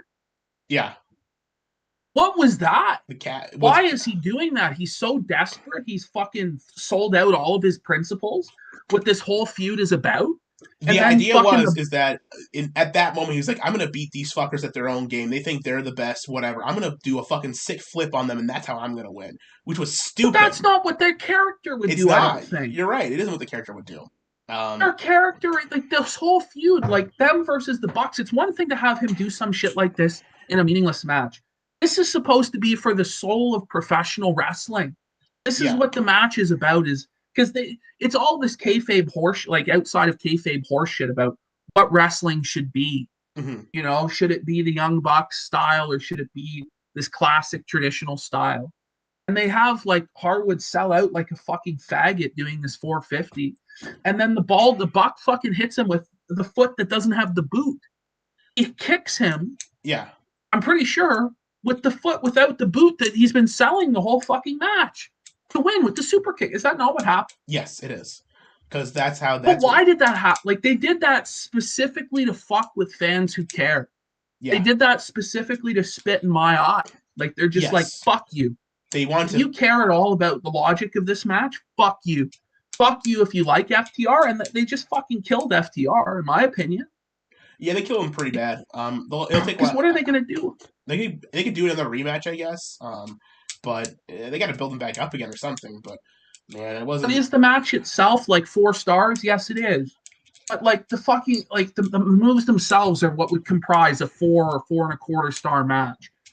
But the actual like storytelling, like the characters and like what this meant for the future of the company, I felt was bad.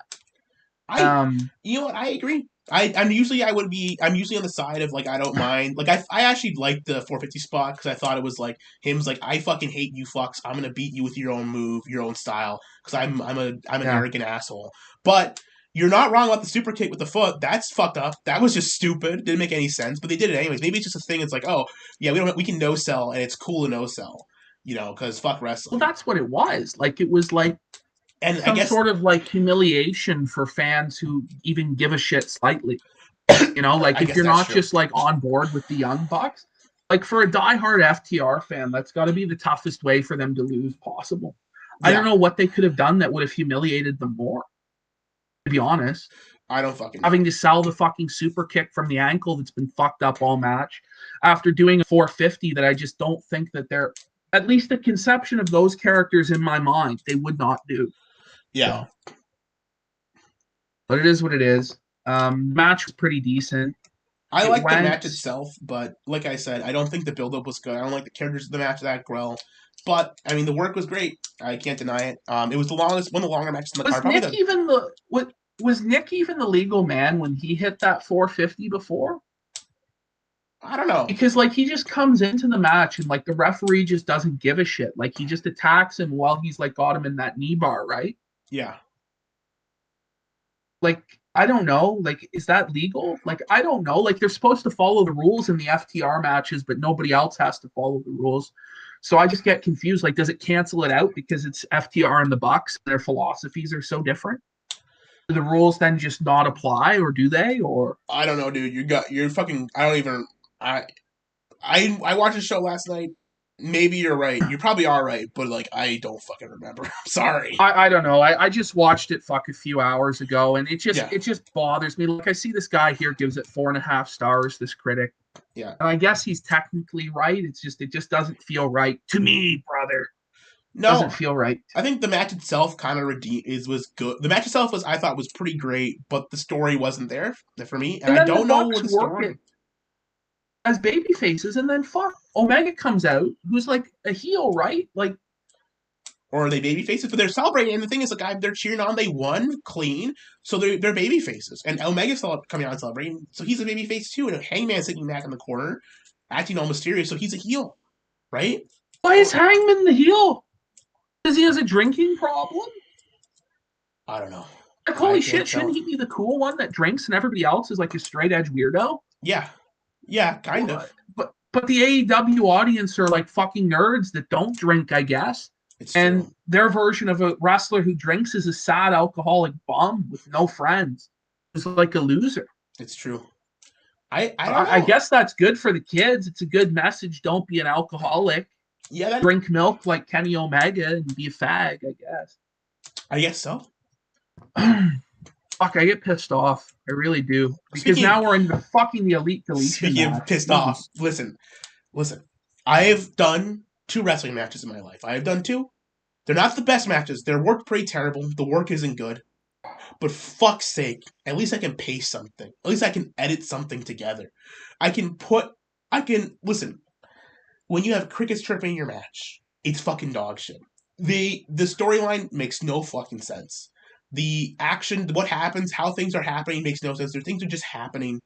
There's no fucking idea or concept of a plot or like a movement of things. It's a stark contrast because you compare this to, you know, the Stadium Stampede from earlier this year, which to me was one of the best film matches they've ever done has been done. It's on. It was either that or the Boneyard match for the best, filmic Yeah. style match that anyone has done. Although I personally liked the fucking Funhouse match. That's because it's Boneyard. fucking Oh, I liked the Funhouse match also. I really did. it's fucking To that be was fun. honest, personally, I like the Funhouse match the best. Me But too. I like, kind of I agree. think objectively, the Boneyard is best. But Yeah, I think the Stadium Stampede was the most fun I had. But the Boneyard match was probably the best objectively, and I think but the thing in the Funhouse match with that one was that it's just fucking it's like the end of Evangelion, which is like a psychological analysis of the John Cena character and like the espousing of yeah, everything what he was. It was fucking good. It's like it was smarter than it had any right to be. But whatever. Elite Deletion. This is the dog shit. This is the absolute dog shit. Who the fuck edits this stuff?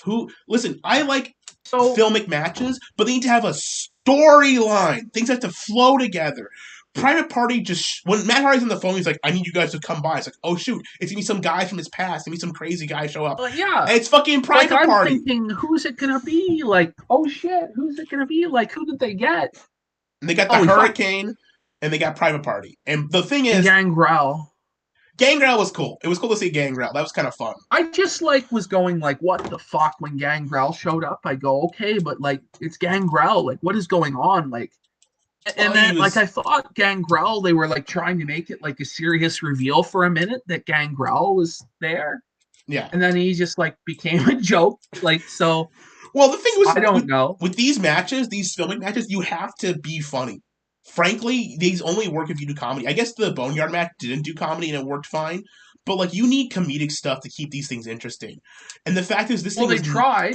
This thing was I'll tell not you some funny. lines that I didn't like. They're gonna think that this is a mud show. The older people are gonna think this is a mud show. I didn't Yeah. like that inside baseball joke by Brother Hardy there. No. I didn't like when he crushed it with the monster truck. He goes, "That's orgasmic." Like, what a faggot. Like his That was bad. pronunciation of orgasmic and all this shit. Like, why is orgasmic as a pro wrestler a word that's leaving your mouth, Yeah, especially in a highly flamboyant, faggy fashion? I found myself pissed off immediately. I There's like a agree. 40 fucking foot hologram of Matt Hardy being projected by a drone. That was good. That was like the one of the better parts of the match because it was fucking goofy and schlocky. The reason these I deletion thought, matches work is because they're schlocky. They have to either embrace their schlock, but when you end the match with like a serious, like, oh, Sammy's seriously injured spot because he got hit, just like Matt got hit, and there's blood everywhere. It's like, oh, he's and so there's like vicious the and blood on the evil. back of his head, and I'm like, but he's not actually hurt. I know he's not actually hurt. This It's is a so cinematic match. fucking dumb. And it doesn't make any sense. And the character of Matt Hardy makes no fucking sense. Either have him be broken or not. And the fact is they've chosen to have him not be, and this other version of Matt Hardy is boring and stale and bad. This sucks. Private Party are I dog thought shit. you'd love this match, No, it sucked. because of I was watching it. I go, fuck, Gahul is going to give me a hard time when I say that this is bad. I'm sitting No. there watching it. Like, I go, wow, like they brought back the dilapidated boat. But he says, oh, this is long term storytelling, and the hurricane's there. Yeah. Well, like that doesn't. Like, holy The shit. timing of that punchline was terrible. It was like they like said the line and then they like sat around for like 5 seconds to like have like a laugh track or something, and they had the crowd noise piped in, but the crowd wasn't making any noise. The commentators weren't doing anything. It reminded me of the fucking Edge Randy Orton with the commentary. It was so bad. Like it was Well, poor just Sammy Guevara. Poor Sammy. yeah, no shit. Having to be in this, like, put in the garbage by Matt Hardy. Yeah, it He's like sucked. garbage. Like, just fucking take a piss in his mouth. Why don't you? Yeah, And I guess he's supposed to just be humiliated again and again as a chicken shit heel. But then they want to make this guy a serious guy someday. And people are going to look back on it and remember when he was stuffed into a dumpster like a fucking loser and that's carted off true. by Senior Benjamin by a guy who, let's be real, isn't even going to be working probably next year. Hopefully not next month even. I'm fucking done with him. He sucks. His character sucks. Listen, okay, they had a great run with the Stadium Stampede and the sets before that. But the fact is, ever since then, he's fucked up his character. The story makes no sense. He has no idea what to do. The stuff with Private Party is bad. He's not going to elevate Private Party because he can't elevate them because they will never get how to No. tell a story. Listen, I like goofy, schlocky shit in my wrestling.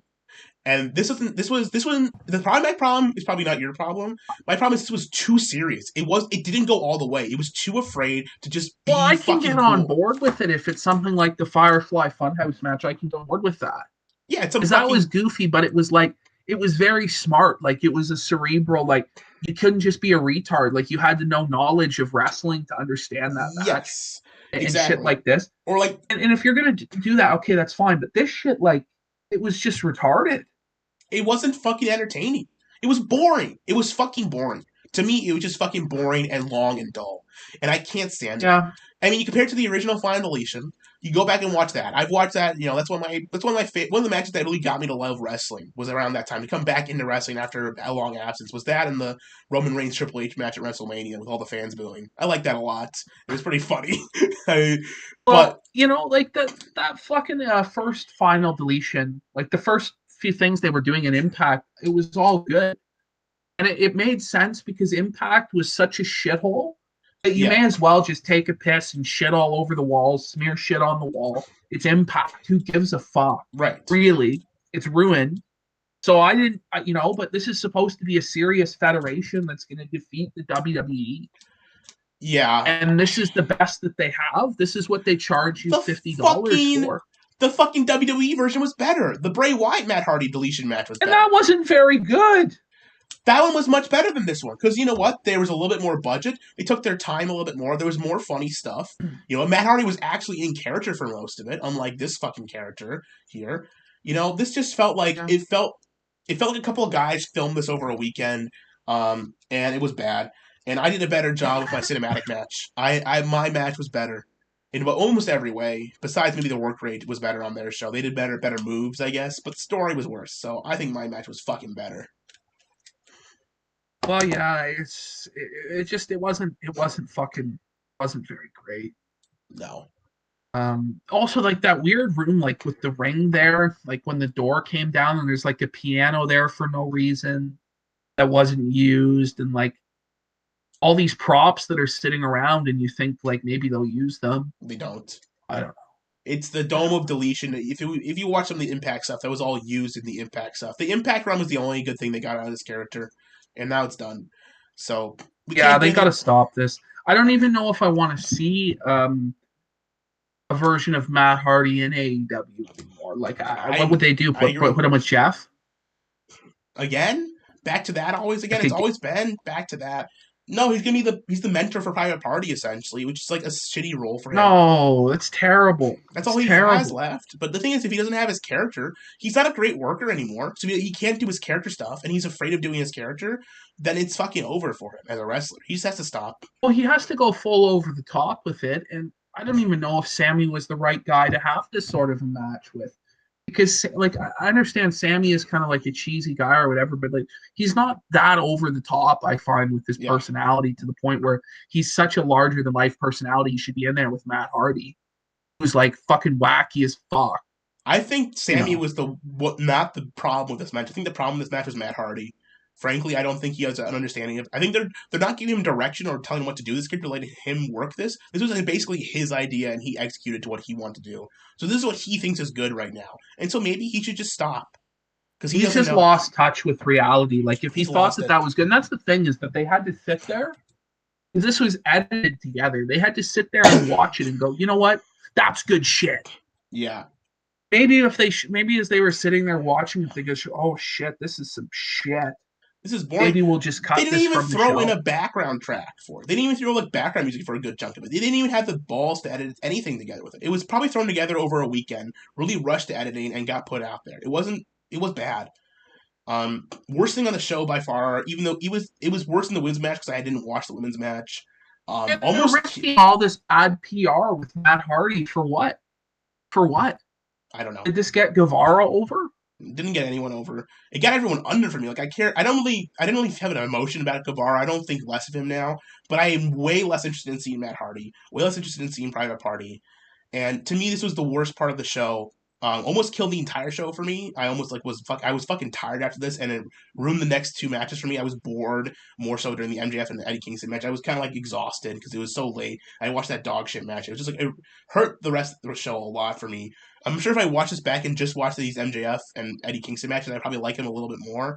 But as it was, when I watched those, I did not fucking have a good time. It was so fucking long. It was too long on the night. They should have cut the thing from the show. They cut this from the show. The show No. would have been 3 hours or close to 3 hours, So 3:15, and that would have been a much nicer show. This did not need this. I think I watched up until the end of the Young Bucks match, and then I stopped, Mm-hmm. went and watched football, and then I came back and I think I started watching this, or it might have been that I saw this and then I stopped watching, took a break, Yeah, watched football, then came back and then saw the last two matches. I think that's what it was.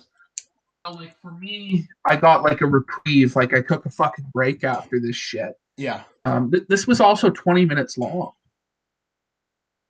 If they cut You this from know, the show would have been 3.5 hours instead of 3 hours 45 minutes, and that would have been a much nicer show. I'm sorry, this should have get cut. I, it was fucking bad. Well, the problem was we were so trying to. After the show, we were supposed to go drinking with some girls. And this was fucking keeping us waiting. We had to wait for this match to be over to go out and do stuff. And by the time the show was over, it was like the show felt like it went over like it was. By the time the show was over, it was like 11 p.m. It was like, fuck oh, off, you were dude. out drinking with femoids? Yeah, I was. Jesus, man. I have I'm to losing my write this incel in the book. credibility. I'm losing my inceldom. Not yet, but it's bad. I need to like get into some warding spells or something. I gotta do some Yeah, shit. It's man, bad. you're gonna lose the gimmick, buddy. I mean, if you end up having sex, like, what are we gonna do? What's the show gonna be like, pal? It's I gonna be don't bad. know. I still hate women's wrestling. I'll still The hate future of the women. show is in doubt. See, that's the new storyline. Is you lose your powers, Oh after you have yes! sex. Oh no! And then the Bliss fan Like when comes they back and just like Samson cut his hair. destroys me like immediately. Like I just Yeah. immediately job out like every second. I just tap out to everything. I'm sorry, I'm a wuss. Shit, are you there? Yeah, I'm here. Are you cut out? Like, I think that's the storyline. There is you fucking you lose your powers. there because you Yeah. end up having sex. And they just job you out. But I don't know how we get you back from that point. You then have to slay the succubus. That's the story. Yeah, You probably. have to track down the woman and murder her to get back your essence. Yes, that's what we have to do. We have to salvage this somehow. I don't know. I'll figure it out. Maybe I'll Yeah. just kill the woman and then I'll be fine. Yeah. So we had what was it? Fuck, it was Jericho and MJF next. I think there was a Lance Archer promo with Jake as well. Uh-huh. Um, that was all right, I guess. I thought it was okay. You know, it was all right. I have nothing to say about it. I think they've kind of killed Lance Archer for me. Not personally. I'm still interested in seeing Lance Archer matches, but like his character's kind of like, I'm done. Well, Like he's wasn't he lost too supposed to much. get a world title match? Did he get injured or what happened No, he there? got it. It was on the anniversary show. He lost. Oh fuck! Did Moxley? Was it? Yeah. Yeah, lost to Moxley. The thing is, he's only lost twice. He's only lost to Cody and Moxley. He's the only people he's actually lost to. He's won every other match he's been in. So they're booking him Yeah. okay, but he's not on TV much anymore. He's mostly on Dark, which is stupid. He's old anyway. It's not like they're gonna get many years out of him. But Yeah, well, they don't have many. They can get a year out of him, maybe two. You know, you gotta do something with the guy. They hired him. All right, yeah, they should try and get some money out of him. They could have put him on top and put over a guy he maybe who is a beat guy that him. would But work better with a crowd. Honestly, like he might be better yeah, booked. I mean, I think the thing is, a lot of the stuff they were gonna do has been put on hold because they're waiting. Like Jungle Boy can get over. You know, I think Darby Allin will get more over. But like a lot of the guys are trying to get over now. They have to wait. They so can't do it now. yeah, yeah, it's fucked up because there's just no crowd, and it's almost just a disservice to even run shows right now. I'm A happy they disservice to a are. lot of these guys. Personally, I'm happy they are because I'm got nothing else fucking to do with my life. But I agree, it's kind of a shitty waste of time. Okay, So MJF this versus is now Jericho. where in Chris Jericho versus MJF, this is now where the Guevara match starts to really hurt shit too. Is the whole inner circle thing. Yeah, Sammy's not there, yeah, and neither is Santana or Ortiz. yeah, Uh, um, so how I thought this match was going to go is that MJF would beat Jericho pretty convincingly, hmm and then he would become the new leader of the inner circle and kick out Jericho. yeah, And the gang would turn on Jericho, and then maybe you can turn Jericho babyface. People sing the Judas song, yeah. whatever, or even keep Jericho heel. But now he'll do something else. But instead, it's just like they're slow telling that story almost. Like I just because obviously MJF is going to supplant Jericho as the leader of this faction, right? Maybe. He might also just break up the faction too. I mean, we were talking about how we need to break up the inner. We need to get Santana and Ortiz out of there, and maybe Hager and Sammy on their own too. Um, Also, me and my friends were talking about this. Why aren't Sammy and Hager a team? It'd be Sammy Hager. Yeah. Um, I don't know. I don't know what they're doing with Hager. Hager just won a Bellator fight again. they need to push him. I'm not a big I'm not hot on Hager, but like man, he's winning a lot. He like actually won like legit fights in Bellator. They need to fucking push this guy. They need to He's do 3 something. and 0 in Bellator now. He's winning legitimate fights in Bellator. I mean, the first So I couple don't of understand. his first fight was basically the equivalent of a squash match, which was like against him up against like old fucking fat dude. But his last two Yeah. were against real fighters, so he's doing really well. Um, I guess now maybe he's really busy with training for fighting that he can't focus on wrestling right now completely, which is totally fair. If you want to focus on fighting right now while you still physically can and do wrestling afterwards when you're when you're a little bit older, not a bad plan. So for Hager, maybe that's his thing right now. He can't focus on being a pro wrestler because he's gonna be a fucking MMA Yeah, fighter. I just don't think they just don't recognize that UFC is what young guys are watching. Like Yeah, MMA is what guys in my demographic are watching right now. A lot of guys that used to watch wrestling are watching MMA yeah. because MMA even now is starting to get some of the promos with guys like McGregor, guys like Israel Adesanya, guys like They're Colby Covington, Nate Diaz. Like they're getting WWE level, even better than what's in WWE level Yeah, in terms of some of the best talkers. Like promos in the world right now are fucking coming out of UFC. I think UFC can be a little bit fucking boring sometimes, personally, but you know, whatever. Uh, well, this it's is the fine. thing is that they can't make the outcomes be the way they want them to, and that Yeah, it kind of hurts them that way. But like WWE, like wrestling should have an advantage in that they can make the matches be whatever they want them to be. They can decide who's going to win, who they're going to get behind. Like UFC would love it if McGregor won every fight, but that's not how it goes. Yeah. Habib was the champion. He's a boring motherfucker. That's how it fucking goes. But at least it's somewhat real. People buy into it. But yeah, they're not using that credibility with Hager.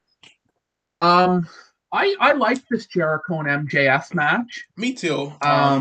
I thought the actual work in the match was just okay. I thought Jericho was a little bit slow and old, but the finish was really fun. I thought the finish was good. It was classic Eddie Guerrero finish, but it was well done. And the finish was smart. Like he outsmarted Jericho. Yeah, and was the better heel, and I thought that was great. It was, and good. I thought that would have been the perfect time. All the members of Inner Circle come down. It looks like they're going to congratulate MJF, but then they sucker Jericho and beat the fuck out of him. Yes. Leave him laying, leave him bloody. Maybe write Jericho off TV for a few months, let him go do whatever the fuck, bring him back later. I agree. But no. I think that would have been good for the pay-per-view, but at the same time, the only problem is they've got till February, the end of February, so basically March. So that's what? December, January, February, March. Almost 4 months to build up their next show. And I think that's something they're going to do on television, frankly. I think they're going to turn MJF, they're going to have him break up, and they'll do the rematch on pay-per-view next time where Jericho's... It's always so slow with their storytelling. It's fucking glacially paced. Yeah. Glacially paced. And it's like, fuck. Like, I know, like, we complain with WWE, they hotshot shit with no build or, like, they have shit every month. I think it is good. Yeah. The problem with the glacial pace is sometimes it works. Like sometimes it works like when the MJF first turned on Cody, or fucking Moxley finally beating Jericho. Like there's times when that works well, but then there's other times like with the Hangman Kenny storyline where they let it go on so long that it lost its steam and it wasn't interesting by the time it finally got around to the fucking breakup. Like it went on for about a month or two too long before it was over. And now that it's that was a mistake. They made a mistake with that. And with this one, I think the storyline is just getting started. We're barely a month into the story of them going, becoming friends or whatever.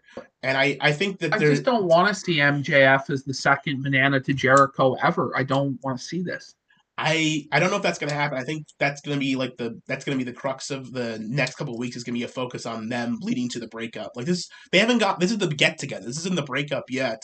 This is the get together is right now as a team, and then they'll do the breakup soon. Yeah, but I would have just liked to see a hostile takeover. That's what I would have liked to see. Right, right. No, and just do it and make that I don't know a big moment on the show. Give us a little bit of a surprise. I don't know. There needed to be something that was really spectacular on the show, something that made you go, wow, this is a special show. It's worth my money. You're not. I guess that the tag match would be the closest thing to that in terms of work rate and it's like moments per moments. Like I think it would have been a good place to debut someone or something. I don't know if they even have anyone to debut, but Well, they were talking about Sting, but like, holy fuck! Like, are we really gonna roll Sting out there? What's he gonna do? He's retired. He's fucking retired. What's he gonna do? Well, they're gonna have him work matches or be a manager or something. Yeah, maybe or whatever. I mean, Sting shouldn't be working, but they'll be like, oh yeah, fuck it, put Sting in there. Get him paralyzed. Fuck. The guy nearly fucking was paralyzed after the Rollins match. Yeah, thanks Rollins, but fucking asshole. Now we'll never get the Undertaker and Sting. Oh, the fucking buckle bomb was the move. I mean, like, why did he fucking do that move? I don't know. He's injured. Like, why did he need to do it to Sting? I mean, what the fuck, Seth? The guy is like fucking like ancient. He's like made of fucking dust and glass. Yeah. Go a little bit light on that. Anyways, it is what it is. And I think that Sting was going to go over initially until that happened. Actually. Yeah, he probably would have, and they probably would have done Undertaker versus Sting at the next WrestleMania. But they had to do Triple H first because Triple H had to put himself over.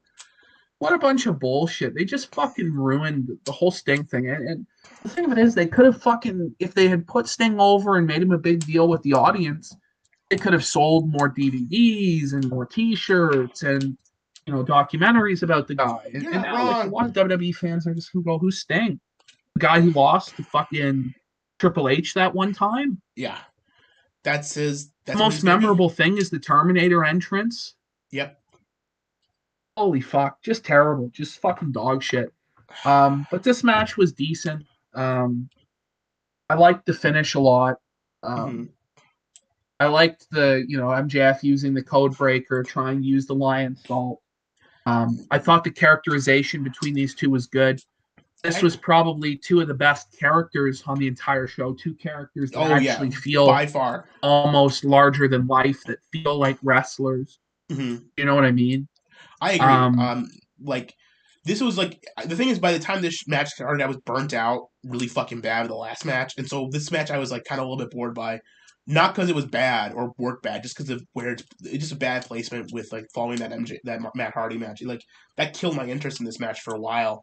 But eventually, by the ending, the ending was so fucking good that like we were into it and loving it, So and I liked all the spots with MJF doing Jericho's moves and Jericho, MJF tried to cheat first, and yeah, it was the right timing, the right pacing. It was good, and it's building up to. And the thing is, they didn't blow out all their stuff they could do as a match, as a wrestling match, because they're building up to like a real like hardcore match later. So this was probably one of the best put together matches in the show. It was really smart, very well done, yeah. enjoyable. This to Um, me actually was probably my favorite match on the show, but that's just because like I felt like these guys were legitimate and I have an emotional investment in them. oh yeah, I don't really have an emotional investment in anyone else.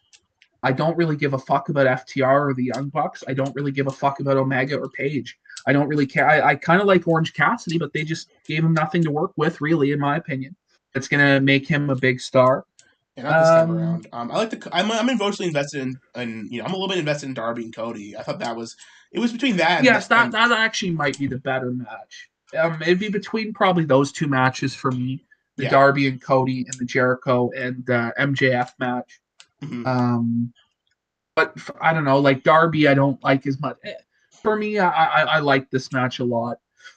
I liked it I don't know too. what else to really say about it. It was not great. It wasn't fucking excellent, but at least it was two guys. They're telling the story in Yeah, the ring with their moves. The finish was smart. I thought the work was good. There was no botches, at least. yeah. I didn't see any. I agree. Um, I'll just say that this match, I don't think they need. I think this storyline has just started, so I won't agree completely with you that they're taking too long with it just yet. But if it ends up like the Hangman Omega match shit, then yes, you were right at this point.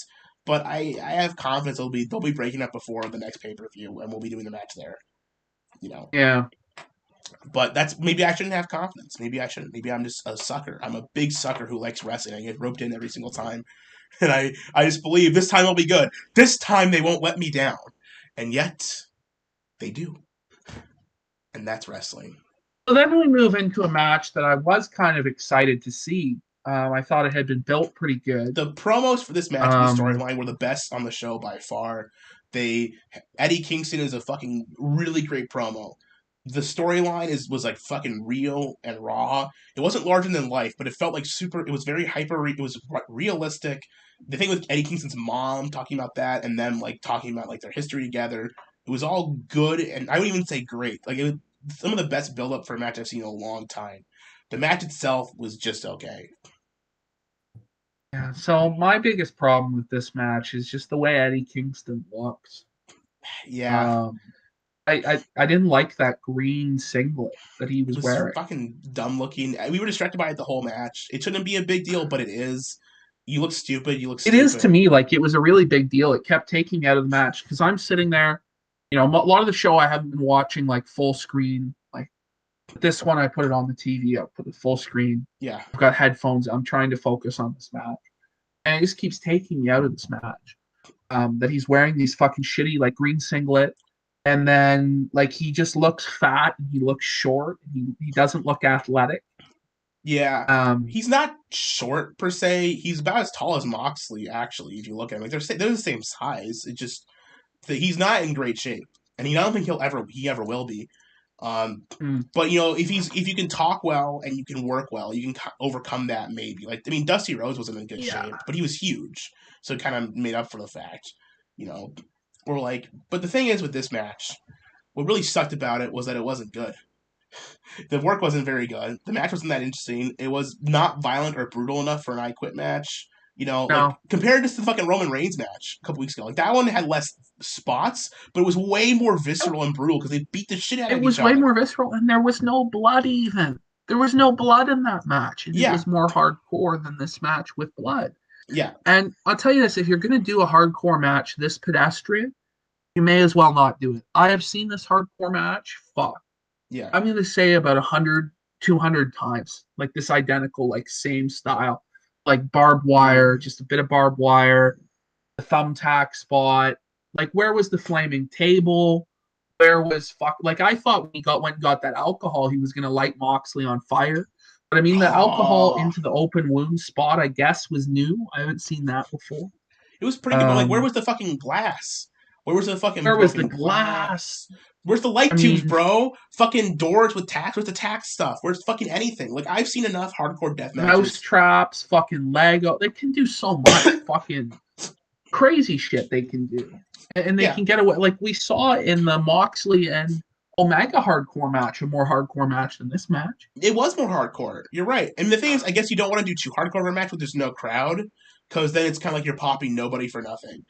But then if you're not going to do real hardcore spots, you need to do some serious, like, hitting each other. Like, you need to beat the shit out of each other and, like, make them quit. But they And didn't the do that. striking was okay back and forth. It was okay, but It it was just didn't worse than feel. their TV match. Their TV match was way more brutal and way better. There's a lot more Yeah. emotion and passion in that one. You And know, I'll tell you this: the finish of this match, I've also seen. I saw it at Hardcore Justice TNA yeah, 2010, the ECW show, Raven and Tommy Dreamer. yeah, And when fucking Dreamer or Raven fucking put that barbed wire in the guy's mouth and fucking porked back on it, that was a sweet finish. yeah, The fucking barbed wire was like in his fucking mouth. It's being fucking ripped open. He had to quit. yeah. Okay. This time it was less cool than that. Like he wrapped his arm in the barbed wire. Why I don't really get, but then he does like this bulldog choke. It just didn't look like it was that big of a deal as compared to when I've seen this spot before with the Mhm. fucking barbed wire in the mouth, ripping Right. like up like in a camel clutch type thing. So I don't know. It wasn't the greatest finish either. And did fucking Kingston even say I quit? It seemed like the It was ref just kind of quiet. stopped the match. He mouthed it. It was really fucking quiet. He should have. The thing is, when WWE does I quit matches, they put a microphone to the guy's mouth and they make him say I quit that way because you can't hear someone talk when there's no microphone in front of them. It's stupid. How hard would it have been to copy their presentation that way? They copy a lot of their other presentation. Yeah, I mean, it would have been the fuck, just do simplest the shit. match properly. No, So I don't know. I like this style of match. Like I do like these hardcore match, but I've seen a lot of them. And this match wasn't this vicious wasn't a enough given the billing of these two CZW guys who were gonna kill each other. yeah. I mean, It wasn't a good fuck, hardcore there's so match. many things. It was just kind of lame. It wasn't that great. It was kind of slow. And at the end of this long fucking show, it's just like this isn't the way to end it. And frankly, it nowhere built up to the level of you would expect based on the promos. It wasn't. They didn't feel that raw or real in the match. It No, just and you know what? At the end of the day, the promos are more important for selling the pay per view than the actual match. But and I wasn't expecting that this match to be good wrestling quality wise. I was just kind of expecting it to like see what happens with Eddie Kingston. Like I just want to see the story play out more so. And I don't know. We'll see what happens with him. I hope he keeps going in the company because he's a great promo and he's a good yeah, worker usually. But this was not a great showing for him, and no. kind of sour to end the Well, show. Late, going in, I thought maybe they should put him over. But as soon as I saw him in that fucking green singlet, no. and I looked at him and I went, "Oh, he's not the champion. The He's most not." over thing on this fucking show was Terry Smothers' Thug Line. That's the only thing we cared about was because Excalibur's because he was wearing the Terry Smothers shirt. Kingston was. Excalibur was like, yeah, Thug. T is for terrible, H is for hell, U is for ugly, and G is for jail because a thug can't spell. And it's like Yeah, that. That was funny because you know why? Because Terry Smothers had character and he was good. And he wore a Confederate flag to the ring because he was based. yeah. But that was the best part of the show for me. Not really, but that was like the best part of that match for me. I didn't think it was that good. It was So kind of boring, but the pay per view as a whole I enjoyed more so. It had a opposite problem of All Out, where All Out was two good matches and the rest of the card was shit. This one was two matches, which one really fucking bad match and a kind of mediocre match, and the rest of the card I thought was pretty good. Yeah, I just think that it's just solidifying to me. The more of these pay-per-views I watch, the more solidified I am in the view that AEW will never seriously challenge the WWE, Hmm. or be a like a legitimate contender. Like the more I watch it, the more I go like, this is like TNA, but it's not even as good as TNA in Yeah. my opinion. TNA had real stars. They had Kurt Angle. They had Sting. They had Hmm. Christian Cage. They had Jeff Hardy. They had like they had Samoa Joe. They had AJ Styles. Like these guys aren't even on the level of a TNA No. from 10 years ago. And the only difference In between my now and then is that WWE is so much worse that now than it was then. That the only reason they can compete is because WWE is in like the worst position it's ever been ever. But as long as they keep building Roman Reigns up and they build up these SmackDown shows better, maybe they'll fucking bounce back to being where I don't think they'll bounce back ratings wise for like a long time, but they can at least keep themselves steady and like make themselves normal again. And if unless WWE completely collapses again, which it could at any moment, AW can never fully compete with them as a company. But the only way they can, and the only reason they are competing with them as a company is because WWE is in the worst fucking shape it's ever been ever. It's complete, like it's almost near dog shit, except for the SmackDown stuff. well, as far as the creative and as far as the ratings go, but the TV contracts are fat. The Oh, Saudi paydays are fat as fuck. the money is fucking And I mean, excellent, but that's what it is. they're making more money than they've ever made before with the worst product they've ever fucking had. Yeah, So I don't know what that goes to show about anything, but that's it. That shit's running at a loss. no, they make a I'll tell you profit. that now. They make a profit. Surely not. No, they got a new TV deal with TNT at the beginning of the year. They get make profits now. I don't know, man. They don't sell any fucking tickets right now. They don't Well, sell fucking any tickets. Like even WWE right now, I mean, their TV deal is lucrative. But like, is TNT actually paying like a lucrative TV deal? Because yeah, from what I understood, their initial deal was we're basically just paying for the show to be made, or not even yeah. like they're basically paying us to be on. You know? No, the original deal back last year was production and advertising cuts, but they got a new TV deal in January with for 4 years that paid them enough to keep them profitable.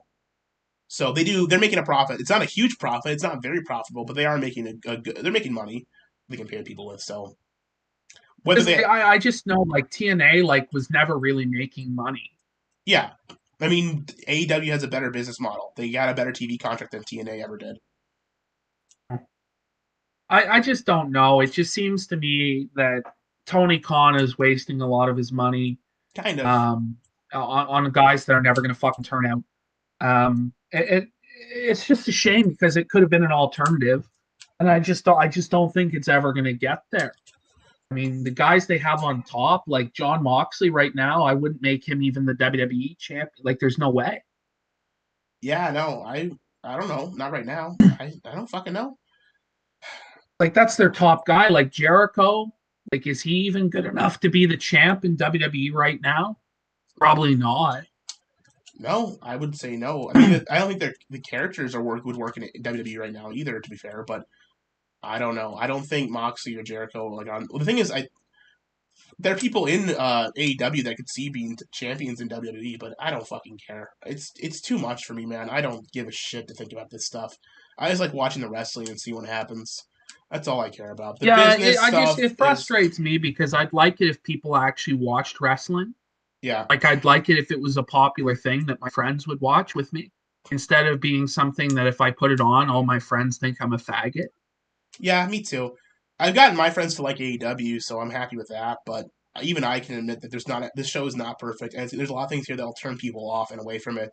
And unless the pay per views, this was a better pay per view than last time, but it wasn't anywhere near the level of Double or Nothing or Revolution, the ones before that.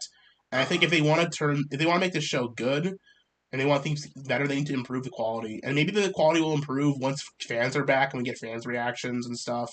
But Well, surely it will improve when fans are back, but I think they need to sign some guys. And I mean, some of the guys they've signed should be bigger than they are. Like Rusev right now should be a fucking good. Cage right now should be a top guy. Do you know what I mean? Like some of these guys that they yeah, hired could have been good, yeah, no, and they've they've kind just of cut the fucking legs. Rusev is just Miro has not done much at all. I don't know why. It's stupid. They don't have a fucking idea what they're doing with him. The storyline is dumb and gay.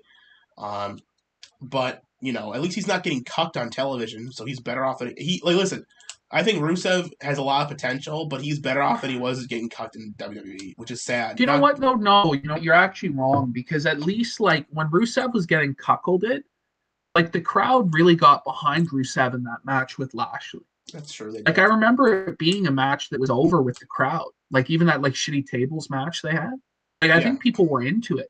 And like it was like a really highly rated segment. Like it got millions of views on YouTube and stuff. Like people were actually knowing who Rusev is. I was there at Now that like tables match. Actually, it was fucking sad to watch him lose and get cuckolded like live in person. It was fucking yeah, disaster. imagine if he had won that match though, then it Oh, would have maybe made sense. He wins his wife back and fucking whatever, but they just cuckolded him through a table and fucked his shit up. Um, but like now he's like some video game loser virgin. Like people probably think he's a cuckold anyway. All he does is play video games and cry about his shit being broken. it's true. You're not wrong. And he dresses like a faggot too. Yeah, he does. It's stupid. It's fucking dumb. I can't justify it. I don't even know who the fuck they would sign. I can't think about it. But that's a guy who could have been a top heel to put in against Ambrose Yeah. or Moxley or whatever the fuck. That's a guy who, they could have even brought in as a baby face. He would have been a good Shit. babyface. Like he was fucking over as a babyface. He's a big fucking tough dude who looks cool, but he wants to be. The thing is, it's the Achilles heel. Most of the creative is decided by the talent. Like Yeah. most of Rusev's character he's in right now is what he wants to be. That's what he wants to do. That's what he wants to be, and that's what he's saying to people. Like he's saying to people, "Be patient. This is what I want to be. I can't be the world champion on day one, Yeah, but he can at least be fucked it's like a character, like seriously, like yeah. winning matches. It's I don't know. it worked. He went like 20 minutes with Trent, didn't he? Or like 20 Yeah, minutes with one of these it went fucking pretty idiots the long other with night. Trent. Yeah, well, Trent's like actually like a pretty established tag team guy, but Rusev should crush the dude. He's a fucking star, relatively speaking. Like he's a fucking much bigger and tougher dude. But the thing is that the Achilles heel with all these characters is that, yeah, some of these characters work like Jericho, MJF, Moxley. Their characters are working well because they're allowed to be themselves and they're allowed to do what they want. Achilles heel, Miro or Rusev or whatever, and fucking, Matt Hardy, Matt Hardy and the Private the Party, Private Bucks. Party, yeah.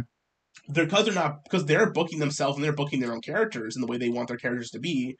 They're dog shit because they're not able to be. Sometimes you need someone That's ahead the of other you. thing. Like Omega books himself like this. Yeah, and sometimes you need someone in charge of you to tell you, no, hold up, we gotta wait a little bit. You have to build things up. This is not a good idea for you to do. And it's an Achilles heel because sometimes it's worked out well for some people who get it. There's some people who really get how to tell a story and are good at telling stories and building themselves up. MJF can tell a story. Cody can tell a story. Jericho can tell a story. Even Darby Allin can honestly tell a pretty good story. He's a filmmaker and stuff. Orange Cassidy knows himself and knows how to get himself over. These are guys who not only get themselves, but also get how to tell a narrative properly and get that storyline over. Versus someone like Private Party. I don't know if you've ever listen.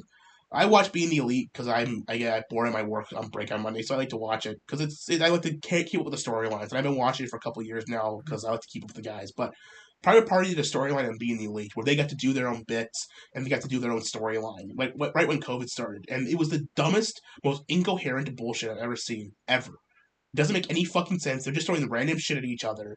It's nonsense crap that doesn't have any. It doesn't make any fucking sense. They don't know how to tell us. They have no concept of what a narrative or how to make things work at all. And these are the guys that are the future for this company, and I'm not happy with it. It's not going to work. Yeah, I don't think it's going to work in its current iteration. I mean, it's probably going to be over with those 800,000 people who watch. Yeah. And, they're going for more of an approach of maybe of having whales, like getting people who are going to spend thousands and thousands of dollars because they're super invested in it, Yeah. as opposed to having a mass market appeal. I'm guessing that's what they're going for. That's probably the idea. They have a smaller number of super fans who are committed versus a large number of general fans who will spend a little bit of money. But I think the thing is, Dynamite is still a usually enjoyable show for me. It's usually an easy watch. The presentation, I think, is the best out of any of the company's presentations. Like, I don't like the Thunderdome. If you like the Thunderdome, the WWE looks the best. But if you don't like the Thunderdome, then I think Dynamite's the best because they have small crowds and they've got a good atmosphere out in their Yeah, no, place. right now you're right. Dynamite probably does have the best presentation. It's like when crowds come back, I think that WWE will have the best presentation again. Well, even Um, before even while there were crowds, I thought Dynamite had better presentation because the lighting and the crowd biking and the shooting and the editing and stuff was better. But that's a minor yeah, complaint. well, Eventually, WWE has gotten a bit stale in its presentation. Like they don't try yeah, anything new ever. Um, the way the matches are shot is kind of shitty as well. But yeah, the editing's bad. But that's a technical complaint. Like the storylines was actually important. Although if the editing and technical stuff is too bad, it'll turn off casual fans, which I think it has. It's not a yeah, major I factor. just I don't know. Like they just need to find guys who are characters who are able to get themselves over. Yeah, I don't know why they can't. Like why no company can find anybody that can get over. It's I don't just know. bizarre. It is bizarre. Like nobody right now is over. No one Not a anywhere. Yeah, well, there's nowhere to be over right now because there's no fucking crowds to get over with. To be fair, but even if there were crowds, I don't know who would be over. Maybe I guess the Fiend is over with retards, and Roman Reigns is over with cool guys like us because he's a big badass. The big dog. The big dog. I'm hoping that he can do something, but I just think he has a way lower ceiling than even Cena had Yeah, because he does. Cena You could cut got these promos. you shit on Cena, but Cena was the fucking man. He was good as his shit. He was no Hogan, he was no Rock, but he was fucking Cena, man. He's gonna be Well, he's better than fucking these fucking bunch of jabronis. These fucking guys suck ass. yeah. They're not on the level of Uh, fucking someone like John Cena. John Cena was like the fucking man. He no, was even Jericho in his prime isn't on the level of somebody like Cena. Like, let's be yeah. fucking real. Like, No, he's not. Jericho is not a guy who's going to carry a company. I'm sorry. He kind of did the first year for AEW. He was fucking great. But he doesn't wrestle as well now. He's too old. He's fucking done. Yeah, like he's 50 years old, folks. Yeah. Like he doesn't have many more years. No, he doesn't. He's not Um, long for this wrestling world. It's gotta end. like Undertaker's 53. Shit. He's not that much younger than Undertaker. It's fucking done. He should be stopped. He should not be based on the MJF match was really well put together and I liked it, but based on how he looked in that match, I don't know if he should be wrestling for that much more longer. He needs to work himself out soon. Well, he'll start to get exposed. Like they'll start to look like total shit. Yeah. And I mean, he'll be over, so he can hide it to a certain extent. Yeah. Um, but yeah, the structure of AEW from a management perspective too, where you have all the elite as like executive vice presidents with like an ownership share in the company. Yeah. Like that's just fucking insane. Like I don't know how they got that. Well, I mean, it's basically they're the ones who started the company. Really, I mean, I guess Tony's the money man, but essentially the whole reason this company exists is because they fucking booked All In, and they thought, well, we can do 10,000 people in a fucking United States, and they did it.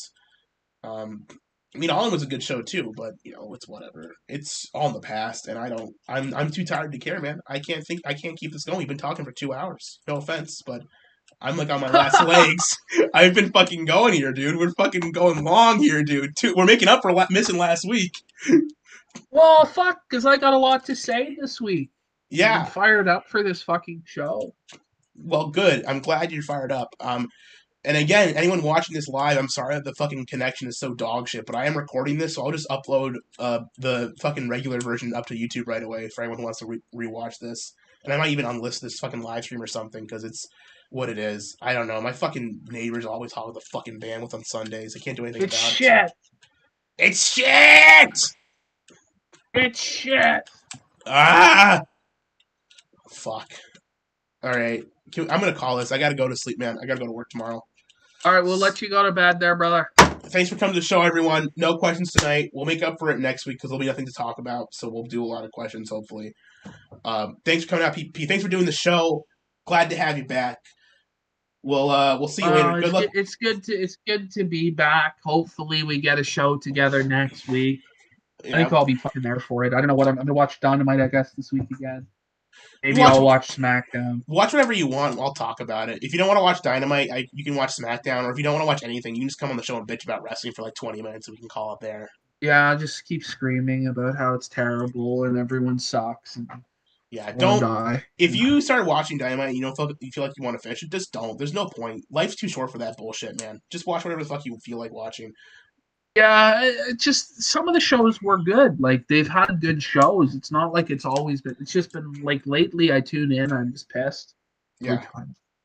Wow. I can't agree with you there. I've enjoyed my watching the Dynamite. It's mostly because of my friends. Me and my friends get together and watch it. So it's more like a social thing. Yeah. But solo watching wrestling is always less fun. But what can you do? All right, enough. Good night. Big dogs out. PPP, king of the big dogs. Fuck the women. The king of the big dogs. You gotta What a bone. disaster. You gotta bone the bitch, dude. You gotta bone your big bitch, the big dog and the big hoe. You gotta just stick it in her, dude. Oh shit, she's listening to the show, Oh, good for her. Guess what, you fucking horny bitch? Get the fuck over yourself, okay? Either hand over the schlong, either hand over the pussy to the big dog's big schlong, or give it up. We don't want anything else. That's right. We don't care about right. what you have to say. We don't care about what you have to talk about. Give up the cunt. Give up that Gucci gooch and hand over to the big schlong. The big schlong. It's right. the big bad schlong. That's it. All right. See you, man.